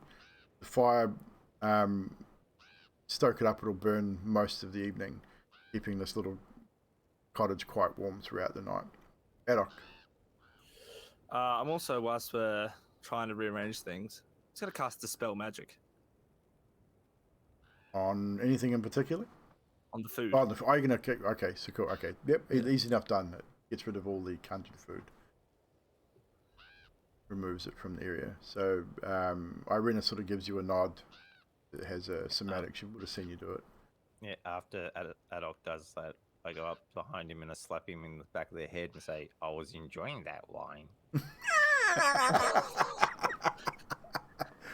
Oh, shit. All Yes, right. it would have spelled that too, indeed. I'm working out the kinks. Yeah, just like the fireball that I had accidentally go off. Just, a little bit of a mishap. Oh, and I keep slapping for that one too because I didn't do it before. Fibble, I'll let you slap me once because fair enough. Slap me twice, it's starting to tip me off. Slap me a third time. Hey, you set the fireball off and you didn't get a punishment for it. There's your punishment. What do you mean? I burnt my bed. I got nowhere to sleep. You I'm gonna burnt sleep my on the bed. floor like an animal. Yeah, that's my point. Although I'm thinking about installing a bunk bed inside of Timmy's chest. I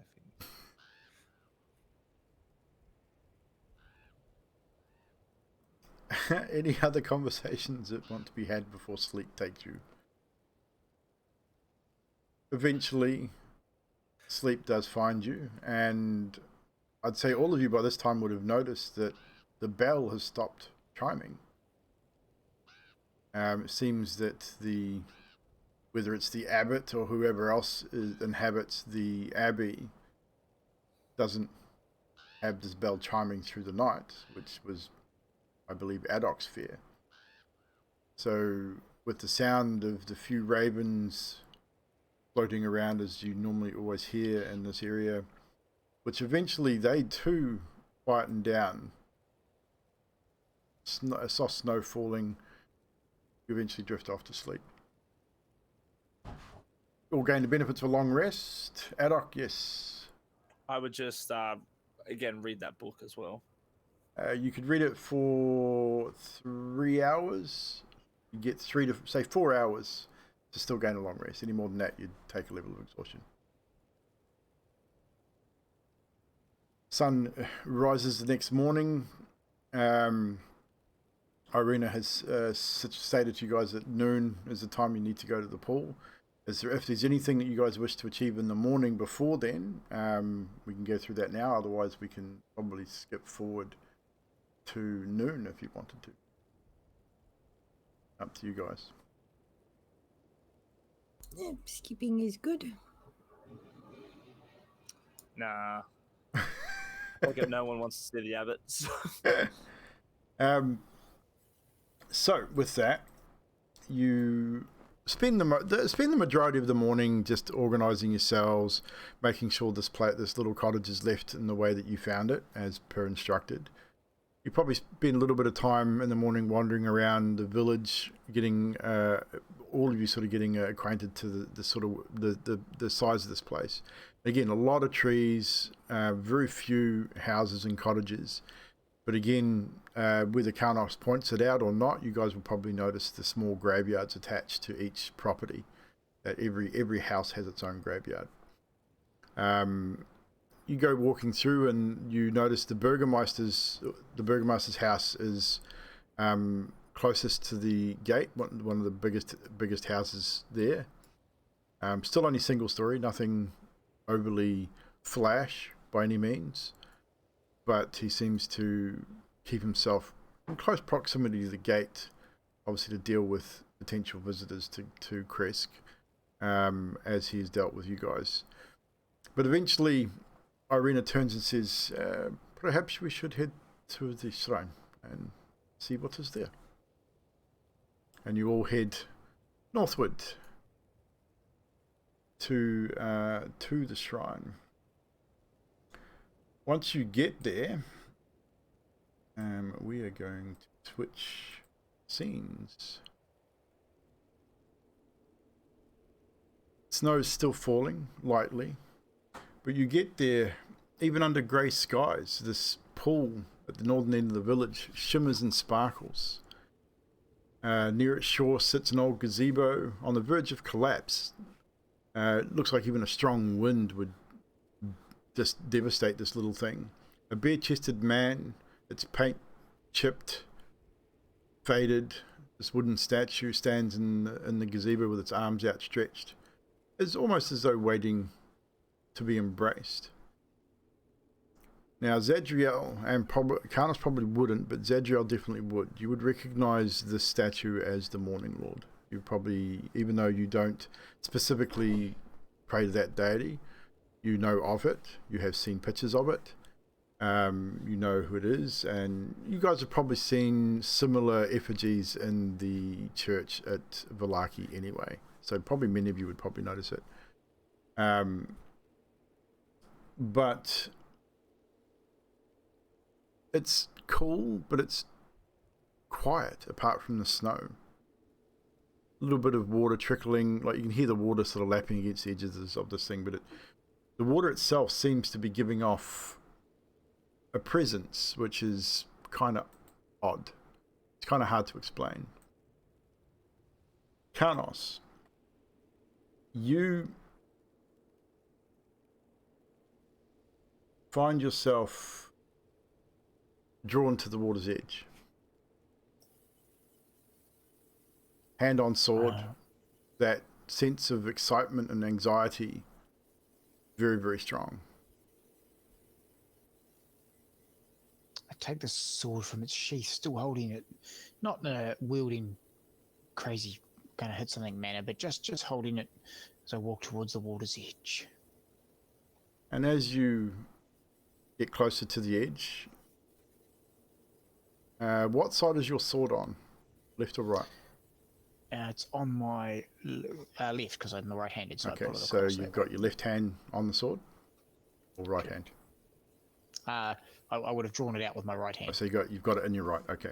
Yeah, I So drawn it out with my right. as you sort of concentrating on the pool and have drawn the sword and walked towards the pool, you feel someone grasp your left hand, and as you sort of turn to see who it is, Ireena has walked with you and has just gently put her hand in yours. She gives you a look and a nod as she seems to be feeling something as well. You can see her eyes are not fully glazed over, but then there's just something different about her at the moment as you both slowly walk forwards. As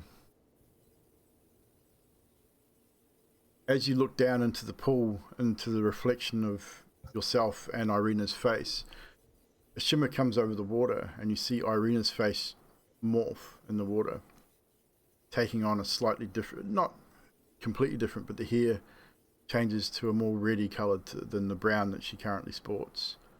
The features soften a little, and Ireena almost sort of takes a gasp and sort of steps half back, but then re-looks in the pool and keeps looking. Where your reflection is, the shimmer changes, and staring back at you is a shimmering face. A face that you recognize. It is shimmering with an arcane green. This face is of a very young looking Sergei, or a very young looking Strahd almost, but you can tell it's not him.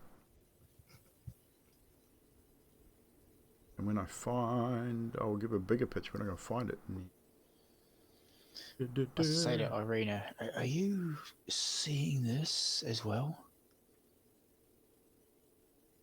She sort of glances over at you and says, I know this face. So this, guys, is what you were seeing. This face. As the rest of you probably walk forward now, up to you whether you stand back or walk forward. You guys walk forward to stand with Ireena and Carnos. I would Yep. have a hand on the hammer, just looking around and following, watching. I would stare straight into the water. I'll be And- looking around. Whoever's looking into the water as well, you would see the same young man's face. And you would also probably notice that Ireena's face is not Ireena's face, it's someone slightly different. You then hear the soft voice, a voice that you're familiar with, Carnos.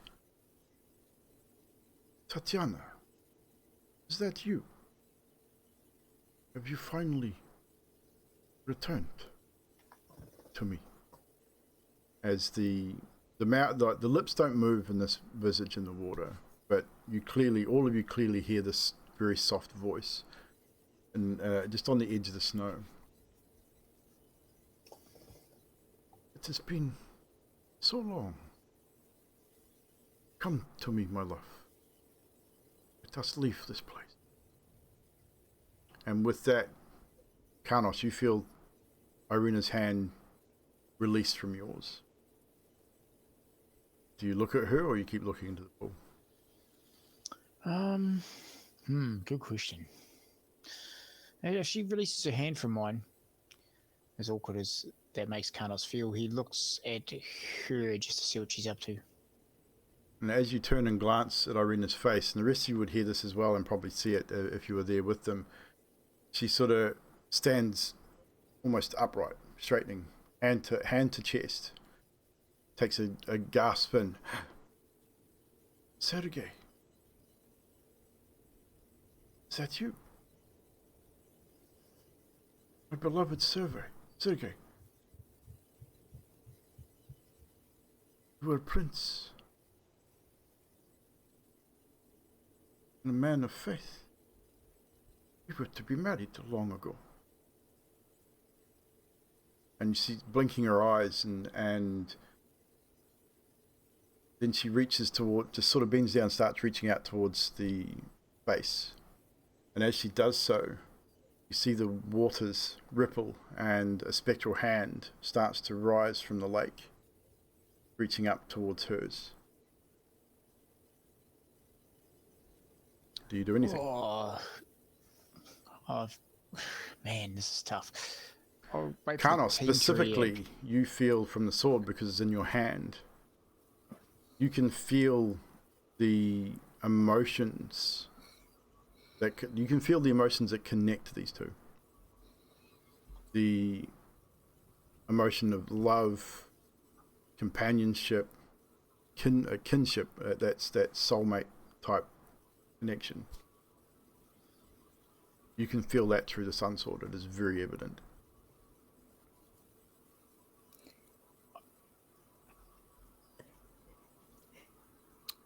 If Carnos is going to do, I'm definitely going to do something. Just waiting for Carnos. That's all.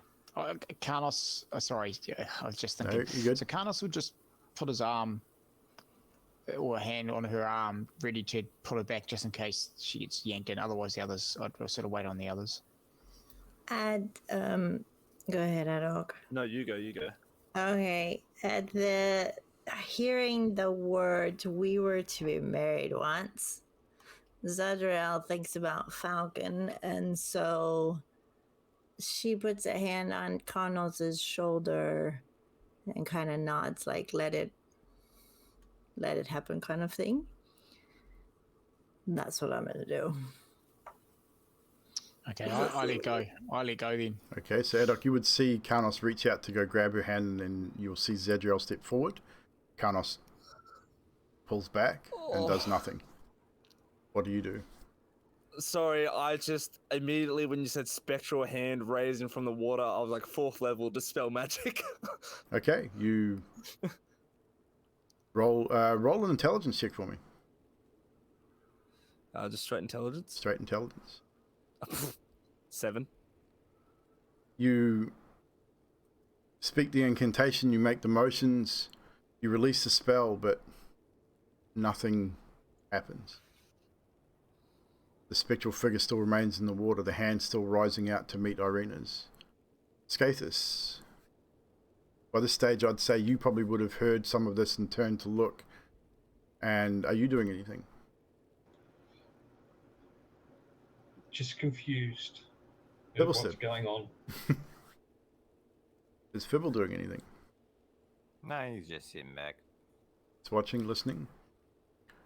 And as the spectral hand rises out of the waters, you hear no sound from the water. It's not like you can't even really see it breaking the water's surface. Ireena's hand reaches out and both hands touch.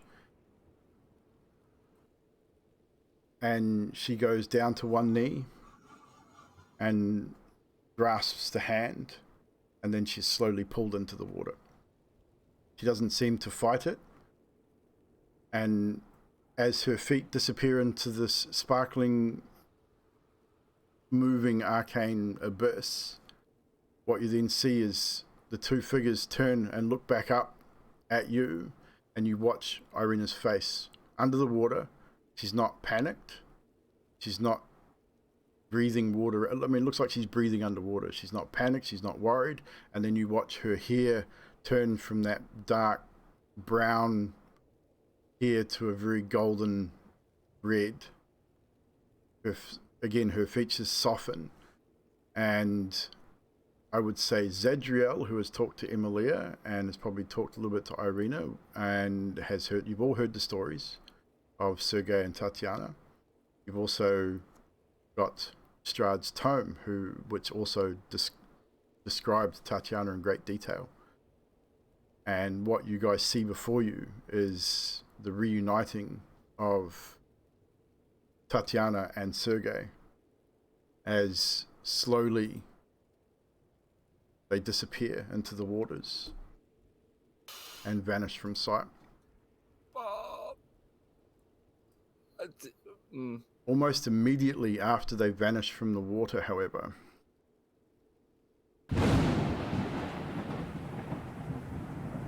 a clash of thunder and a blue-green lightning strike arcs across the sky. The sky darkens and dark clouds start to roll in. Another thunder strike. And then you hear that voice, a voice you all know. She is to be mine. Loud and booming across the thunder. And in the clouds you see them form and shift into Strahd's face, looking down over krezk. Then another thunderstrike. Lightning strikes one of the towers, obliterating it as shards of stone and rock and snow are scattered all around the place, all around you guys. Another lightning strike comes almost immediately after, striking the pool this time. I need all of you to make a DC 17 dexterity save, please. DM. Yes. I would just like to point, as soon as I saw the cloud's face and a lightning hit a tower, Adok would already start running. Still have to make the save. Yeah, okay, cool. As Adok turns to run, screaming, I would imagine. 17 for Carnos just makes it. Guessing, 21. Guessing I'm within. You would all be within range for Zadriel's aura, 25. so you'll all get the +5. As the heavens open, the rain pours down. Thunderstrike after thunderstrike. Lightning. So who failed? Me. 9. Zadriel, you take 44 points of lightning damage as the lightning strikes the water and then arcs out in all directions. 60, 80 feet, striking trees. The gazebo is knocked over. The rest of you succeeded? Yeah, I got 26. So you will all take... was the pass, wasn't it? 17 was the pass. Then I failed. Okay, 44 for you as well, Skathis. 22 for the rest of you. Those that failed will also be knocked prone. Zadriel, you're wearing metal armor, are you not? Yeah. Is it hitting me directly, or is it just bouncing? It's from the water? arcing from the water, Okay. but it's yeah. it's a magical lightning. It's not natural. So you'll take a further 10 points because of your armor. Carnos, your armor is also metal, so you'll take a further 10 also. So with that, the face... Back away real fast from the water. The pool itself, as you sort of gather yourselves with that lightning strike, you notice that the shimmering light from the pool has now faded and is just... Most of the water's even been expelled from it, and it's now just almost a dark void as the face still stares down upon you. You will not leave my lands. You are doomed forever. I shall see you soon. As another lightning strike hits the ground nearby, and then his face slowly dissipates as the thunderstorm and rain also fade and disappear.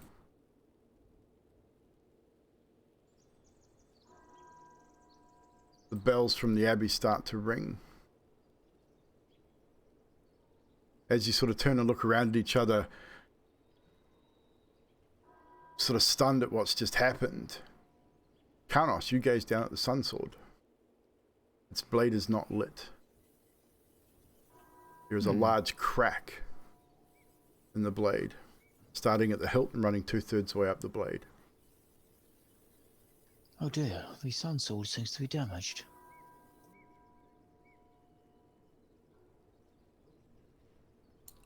Zadriel's coughing and getting back up because she's knocked on her butt. Carnos, are you alright? Yeah, just the sun sword's a bit damaged. Are you okay? You don't look so good. No, not so much, no. That's a lot of scorching. Oh, jeez. Scafus, you don't look so good either. It's at this moment several villages start to appear. Dimitri Kreskov also is among them. What have you done? I knew you would bring trouble to Krezk. You must leave at once. Leave this place before he comes. And with him, several armed men as well. Spears down, ready.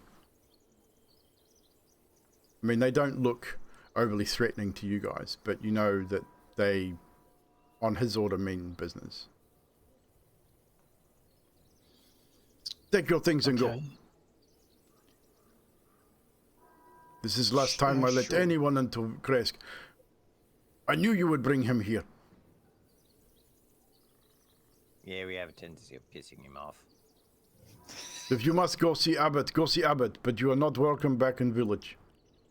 You can leave from other side of through forest. Let's go see Abbot. Let's go before it's too late. Thank you for your hospitality. He does not respond. But as so, you're going to go grab your horse and cart, or are you going to leave that there? If we are told that we have to go out the other end, yeah. The thing is that the path up to the Abbot is only 10 feet wide. Your cart will not fit. So we don't have a choice then. You don't. You don't really have a choice, unfortunately. I have reduce. Had it last for an hour? Yeah, I suppose. Does it work on inanimate objects though? It does, yes. There you go. So it reduces it by one size. Yep. Which would Adult probably means you could probably tow it behind Timothy. Timothy would probably be able to drag it behind him without too many hassles. Timothy's going to find it a little difficult himself. It will be a slightly slow going, even though because he is quite large. So the narrow path will be a little difficult for him as well. Ooh, He'll be able to do it, but it'll just be a little difficult. It'll last for a minute. It'll last for a minute? Okay, maybe not such a good idea. Yeah. So, your choice Still to going take back the to horse horse and cart. or leave the horse is up to you. Horses are rare. Maybe we should take the horse. Hmm? Yeah. Wait a minute. So we need the horse and cart. Why don't Yes. we put the horse and cart near the front door, and then we, you know, Go screw what, around. screw what this dude says and leave through the town anyway because we're leaving. Yeah, we'll just grab our horse and cart and go, and then go and see the abbot with it tied up out the front of the place. Yeah, it's a good idea, Fibble. So you're going to leave the horse and cart near the front gate, and you're going to attempt to come back through the village after seeing the abbot to retrieve it. That's what you're saying. Maybe Dimitri can park the horse outside the gate, and then we leave, go around, This is the and pick thing. it up. I was just reading about the shield guardian. Where did it disappear to? There it is. It can follow orders. It can, yes. So technically, I could tell it to take the horse and cart around the outside to the outside gates, and then guard it while we're inside. Yep. Okay, do that. Yeah. So what you're looking at here, guys, just to give you an idea, this area here is over 1,000 feet. So you can't sort of get out this way, and same with all this here. Oh shit! Put a light there when it shouldn't be. So all this is sheer sort of cliff faces and is over 1,000 feet high. So to get out of the Abbey, you're going to have to go through the back of the Abbey and follow this path sort of across through here and come out somewhere else on the other side of here. So if you want Timothy to wait outside the gates, that's your best bet. Yeah, it's about 700 feet, not 1,000. It's 1,000 feet. I'm looking at the map. It's 700 feet. It's 1,000 feet. I don't care what you're seeing on. I don't care what you're seeing on the map. It's 1,000 feet. Okay. Yeah. Huge. Walking and talking.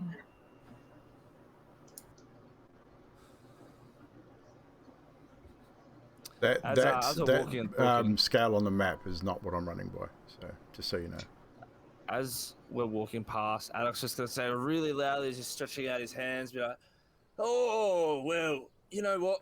I'd hate to be these people here, knowing that they were harbouring Ireena. Surely when Strahd finds out, you all are doomed as well. But you know, we're off. Toodaloo."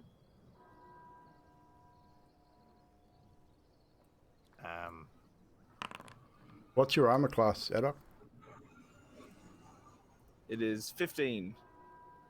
You get hit by a spear from behind as you arrogantly make your statement, walking away from the guards. Seems that Dimitri is not overly fond of you or the way you've just spoken to him and his villagers, and has ordered one of his guards to throw a spear at you. You'll take 9 points of piercing damage as you now have a spear sticking out of your left shoulder. I pull it out and heal him for 9. Slightly giving a finger a little bit as I brush his shoulder. Get out of my village now. You are no longer welcome here. Find your own way to the abbot. As more villagers start to join him now, arming themselves. Haddock, how many fireballs can you cast simultaneously? Yeah. You know what? I reckon I could take out a bunch of them. No, we've overstayed our welcome. Let's just go. We caused enough trouble. Come on. We are trying to do it. We Stop saved it. Ireena's immortal soul. He just threw a spear at me, Carnos. We are trying to save the whole town regardless of what they think of us. That's right. So let's just, instead of burning the town down, let's just go. We'll go, Mr. Burgermeister. We've got our robots taking the horse. We're heading to the abbot. We'll be gone. No, you're hitting to front gate. You burned that bridge. Find your own way to the abbey. Okay. Fireball. No fireball. oh, I don't know. I feel like they make it a little bit hard. They did just throw a spear right through my shoulder. And I was trying to warn you about what's to come. And you're a bastard, mate, you. Carnos is walking with the robot and the horse towards the gate. He's going, come on, to the gate, everybody. And No, but we need to get to the abbot. as you're walking, more villagers join the group, and after about sort of 5 or 6 minutes, you have maybe a dozen armed men and women, mixture of weapons, spears, bows, short swords. A very motley looking group. But as you travel through the village, more join. You now, as you get closer towards the gate, even if you were thinking about possibly going to the Abbey, you see on the walls towards the gate more archers appearing.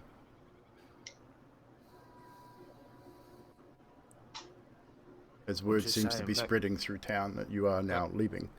Yeah, he just wants us to leave the town. So let's just go outside of the town and work out what we're doing. Go around the back or something. Just people realise they're all going to die. They will when Strahd comes. We cannot fix crazy. Yeah, that's their problem now. They don't want our help, so...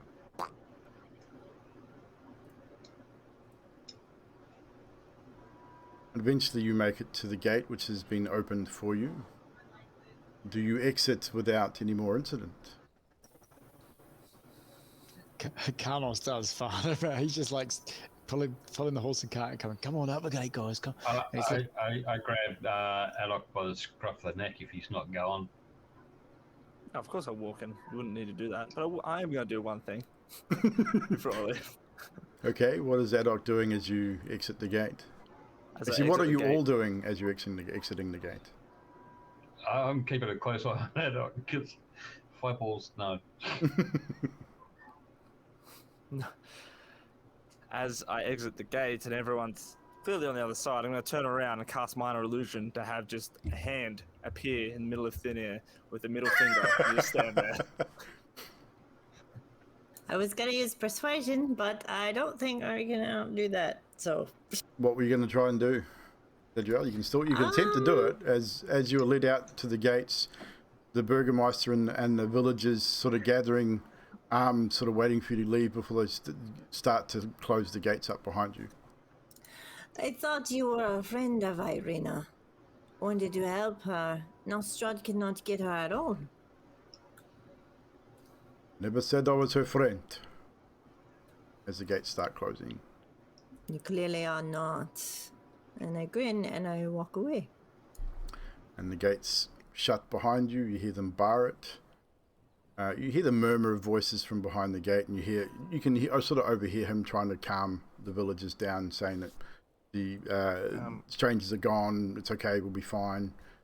Basically, him just trying to reassure the people in his village. What are the gates made out of? They are banded iron and solid wood.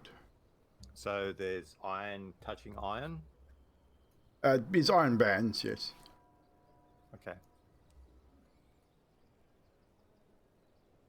So you are now back outside the gates of Krezk. I will put you out here. I will move this around. Can I see a couple of the villagers through the bars? There's no bars. It's like I say, banded iron with wood. It's a solid gate. Yeah. So it's fully solid. Okay. I mean, you would probably notice the arrowheads poking out of the several arrow slits in the tower by this point. Is it is the gate any thicker than a foot of stone, an inch of common metal, or 3 feet of wood? You would probably you walked through it, so it'd be pretty close to. It wouldn't be 3 feet of wood. It's definitely thinner than that, but they're pretty thick. Fantastic, great. As just as the abbot Burgermeister's trying to calm villagers down, Adok is just going to cast message a couple of times to a couple of the random villagers and just saying stuff like, you're going to die. Strahd's going to eat you. Yeah, we were trying to help you, but your Burgermeister's kicked us out. We survived it once, but oh well. And just like random things like that, just casting a message to the villagers. I would say a couple of messages. Roll a deception. Actually, no, what are you trying to do here? It's not really deception, is it? Intimidation check for me. Because, I mean, the villagers, while they may be scared, are still don't like outsiders probably almost as much as the Burgermeister at this point. 16. Roll a quick thing here. You hear one of the, probably, all of you probably hear one of the villagers cry out saying, Lord Strahd's going to come and kill us. It's all your fault. And you hear the Burgermeister speak up again, trying to calm things down. And it goes back and forward for a little bit, and the rabble sort of... He definitely caused a bit of unrest there. Whether he will be able to stifle it or not, you will probably not know. So, what are you now doing? You're now outside of the village of Krezk.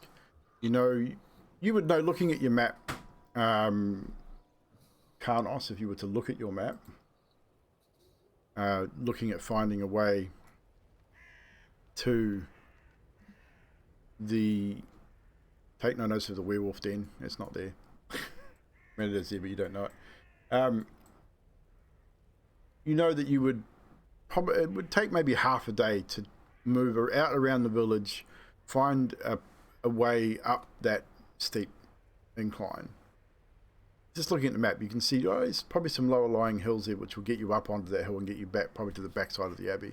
It's going to take you the better part of a half a day to do it, give or take. I'll hold the map out in front of Fibble and anyone else who wants to look. And I'd sort of be pointing at the road and saying, I think our best bet is to go around here and around there and up there and over this bit here and then up over... Fibble, you know maps, right? See, I'm liking the idea if you just go straight through the town.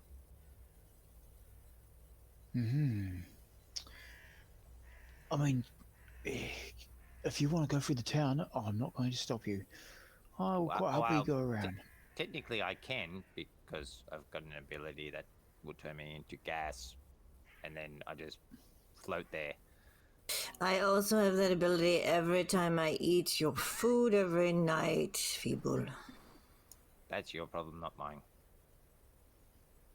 Oh, and I do have these potions. Speaking of that, I got to roll for see what I got. That's right, you roll it every day, don't you? Yeah. How many potions do you have now? I'll tell you that in just a second. Because, yeah, you're going to start striking some issues if you have too many in your bags. I have now 6 out of... So that's 17 potions all up, and Adok has 4 of them. Okay, so I would say if you once you breach 20, we're going to start making some rolls to see how many break under certain circumstances. Because the glass vials are not going to be overly great in your bag. 3, yep, no worries. And that one. Ooh. Oh, ooh, okay. Wait a minute. We could, 3 of us could take these, which are potions of flight. Which now I've got to look at another piece of paper to find out how long that lasts. Allows you to fly at 10 minutes. Oh, it's only to 10 minutes. What's the flight speed, easy. though? We can make that in 10 minutes. Yeah, what's the flight speed? 10 feet for 10 minutes. So 10 feet per turn for 10 minutes. Yeah, you'd have to fly up. Yeah, you'd definitely get up the side of the cliff to the Abbey in 10 minutes, I would imagine. I mean, you're looking at literally 60 feet per minute. That's 600 feet. So you'd get if you found a more lower lying area, you'd be able to use that to get up. So it would definitely cut your time down to get up to the Abbey. So that's 3 of us can use that. Zadriel can use her wings anyway to fly. She could probably carry one of us. So and yeah, because your flight speed is 30 with your wings out, I believe.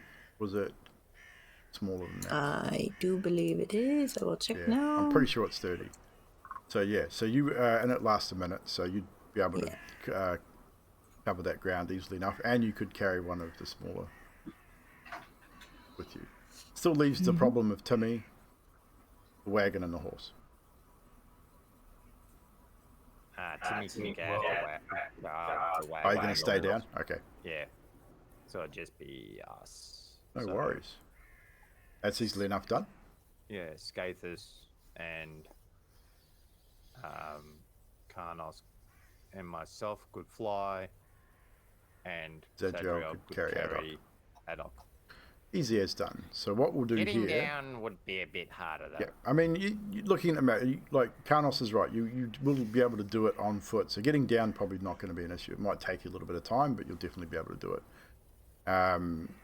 So what I'll say here is you move yourselves and the horse and cart. You take the horse and cart, which will cut your journey down anyway, to an area where you know you could utilize these abilities, which will get you a lot closer to the Abbey. You park up the horse and carriage, you leave and instruct Timothy to guard the horse and cart, which, he doesn't respond, but you know that he's going to do as he's told. It's what he's designed for. So you know that's going to happen. And you prepare yourselves to enact this little feat of ingenuity. But that's what we'll call tonight's session, guys. So we'll leave you there. You still have the sun sword at Carnos, even though it is cracked and is no longer lit. Doesn't have that radiant ability. Looking at it, your knowledge of weapons, you know that it's not going to be usable in its current condition. One decent hit on something solid, it's gonna snap the blade.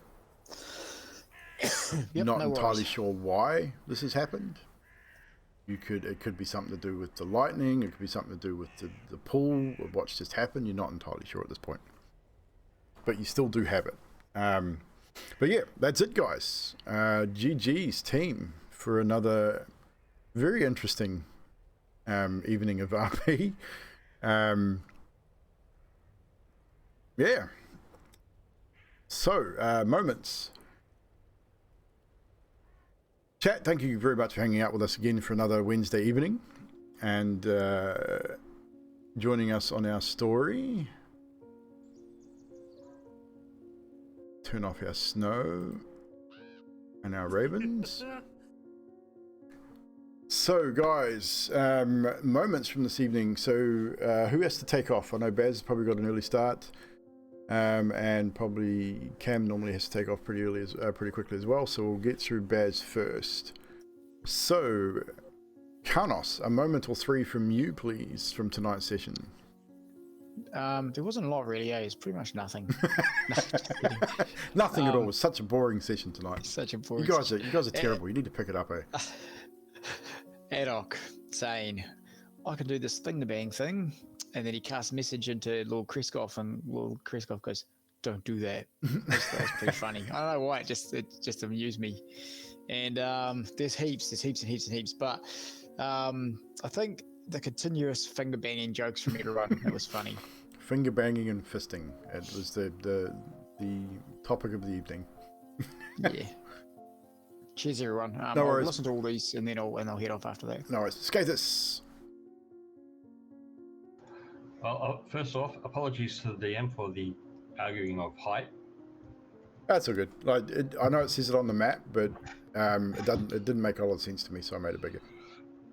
So the joys of homebrew, man. Two things would be the Carnos Adok scene where Carnos convinced Adok that it may be Strahd up there. So about face for Adok, and the double bunk feature in Timmy. Oh yes, putting bunk beds in Timmy's chest. I was thinking, interesting. Potentially doable. That's it. I mean, who knows? He's an engineer, why not? Adok. I like Zadriel trying to tell and pass Adok off a joke, trying to tell him a joke, and it's just going downhill from there. I think Adok's original joke was hilarious, even though it just didn't get anywhere. Yeah. And Zadriel being like a high charisma and Adok just having none, so it makes sense. But then also another moment that I really enjoyed was the whole scene at the lake. I thought it was really cool. But I thought it was actually amusing how the spectral hand was rising. And I was sitting there going, I would be freaking out. I am freaking out. I don't know what's going on. And then you've got Carnos and Zadriel like, no, this is okay. I was like, what? And then just watching, I just got this weird thing of Ireena just actually drowning underneath. Like, that's all that happened. We just let it drown. That's in my head. I mean, that's what it would have looked like, definitely. Yeah, that's what I was sitting there. I mean, 100%. It would have looked like she just got dragged into the water and drowned and disappeared. So yeah. But it was a cool setup and description of the scene. I was just freaking out internally, thinking we're about to get attacked. Yeah, as far as the module's concerned, that's pretty much how the module has it written. Slight changes on my part, just some really slight ones for story, but ultimately that's exactly how it happens in the module too. So I wanted to keep that as close to it as possible because it was very cool. Bibble step. Zadriel's gas joke about my cooking that isn't actually cooking because it's Carnos that does the cooking. But I mean, who knows how many times Bibble's cooked for Zadriel over the years. I mean, you guys have known each other for a long time, so it's entirely possible. But yeah, so I thought, all I do is just, and food appears, you know, it's no cooking involved. At the moment you cast that, I was thinking, this is a really small house. I mean, how much food does this and how much room does it take up? 15 people plus it's basically a banquet for 15 people. So actually, I think the spell, the way I envisioned it is a banquet, like a table set out for 15 people with enough feed for animals as well. So it would have filled that entire space with a large table, and there would have been virtually no room for you guys. But that's how Fibble works. It's like, why eat yours when I can? It was perfect. It was. I couldn't have asked for a better scene, really. It was great. And then Zadriel's reaction was just gold. And on a side note, I was actually thinking about welding that door shut. It could have worked. Their entranceway. It's like, oh yeah. I see what you mean. Yeah. Yeah, you probably could have actually. Yeah, I was gonna. That's like, there's metal touching each other. I mean, maybe there might have been a slight gap with the doors join, but I'd say it could have still been possible, maybe. Never know. But I was like, no. Well, the hinges. Yeah, well, you could have welded the hinges, definitely. But next. No worries, Zadriel. The food was good. A loaf of bread on top of Ireena was pretty funny. Yelling at Fibbles, always a good time. And then also Adok giving the finger. The spectral finger, that was awesome. Yeah. Yes, that was brilliant. That was it for me. I was expecting a fireball, I really was. I really was expecting a fireball. Adok was not happy. I was tempted. I was so tempted. If I got a majority yes, definitely. I think half the chat was saying yes. I think the chat was hoping for a fireball too. Fibbles was so tempting. Yeah, speaking of chat, Mina, when Fibble said no a cave, and I thought that Evldoa and you doing Fibble's voice. I mean, I try to do Fibble's voice, but only Fibble can do Fibble. I get close-ish, but not as good as the original. Drax, Evldoa, Tatiana's reunion. I knew that would bring Strahd's wrath. Yeah, that was kind of a given. I mean, reuniting Tatiana and Sergei was definitely going to bring Strahd down on you guys, 100%. There's no way it wasn't. When that'll happen is a different story, however. I knew it would kill Ireena, but killing the Sun Sword, that should have been more expected. That wasn't in the module. That is my addition, and there's a reason for it, which will come out hopefully in the story. I think that's about it. Bubble Rat Blue Jay with yes, Fireball. I think the whole chat really was rooting for Fireballs. Definitely. Look, next session we can always seal them in and then fireball. You can always. I mean, you're still there technically. I mean, you can still do it. Roast them from the inside. Yeah. I feel like we'd lose Carnos as a party member. But how again? Drax says, how would Skathis react to Adok fireballing the city of good people? This is true because they're not Vistani. So Skathis and Carnos as well would both be annoyed. Cheers, Baz. I Not was down well. getting ready to do a stun fist as soon as you started casting fireball. Well, that's the thing. I mean, two things here. I mean, obviously you can understand it from their point of view. I mean, they've had no issues with Strahd for centuries, according to them. But whether that's true or not, different story. And then all of a sudden Strahd's face appears in the sky, thunderstorm hits, kills their magical pool, which seems to have magical properties. Of course they're going to blame you guys. So It had magical properties. it did. Damn it.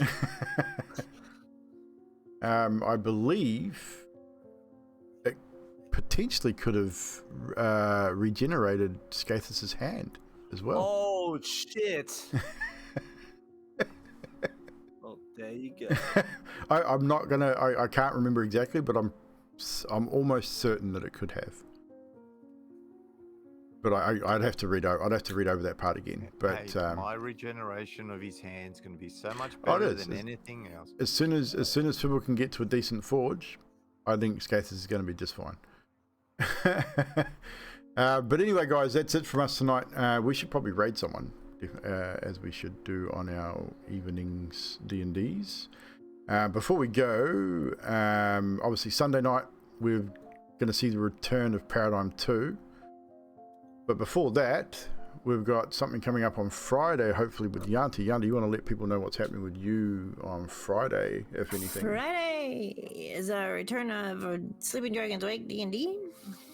And then Tuesdays we have Call of Cthulhu. So that's on my channel. Definitely go check out Yanti 1 over on her channel. As you said, Friday's D&D over there. Obviously, we've had some sick players out, so they'll see the return of their 5e campaign on Friday. You may see the return of another character briefly in either this week or next week. Not sure when at this point. Also, you'll see me occasionally on the Call of Cthulhu Tuesday. The Cock Tuesday. That's what we're calling it. But yeah, if you're looking at something a little different outside of D&D or outside of Vampire the Masquerade, Yanni's been doing some Call of Cthulhu stuff. We're still kind of learning that process. She's learning the rules. We're learning how to be players. It's been a lot of fun. Definitely highly recommend it. Also learning not trying to die. Well, you seem to be failing at that miserably, Trashman. Watch Cassie lose a hand in Call of Cthulhu. The funny thing is that character, he had gotten through 3 other campaigns, I know. 3 other scenarios before it went insane and died. So and then he Definitely. committed suicide pretty much with his 3rd one, which went to the same place that the other one went to. Oop. Burps, excuse me. Yeah, he's not having any Call of Cthulhu luck. No, exactly. Yeah, I know. I think we're Even my dice rolls gonna suck. go raid Moody tonight.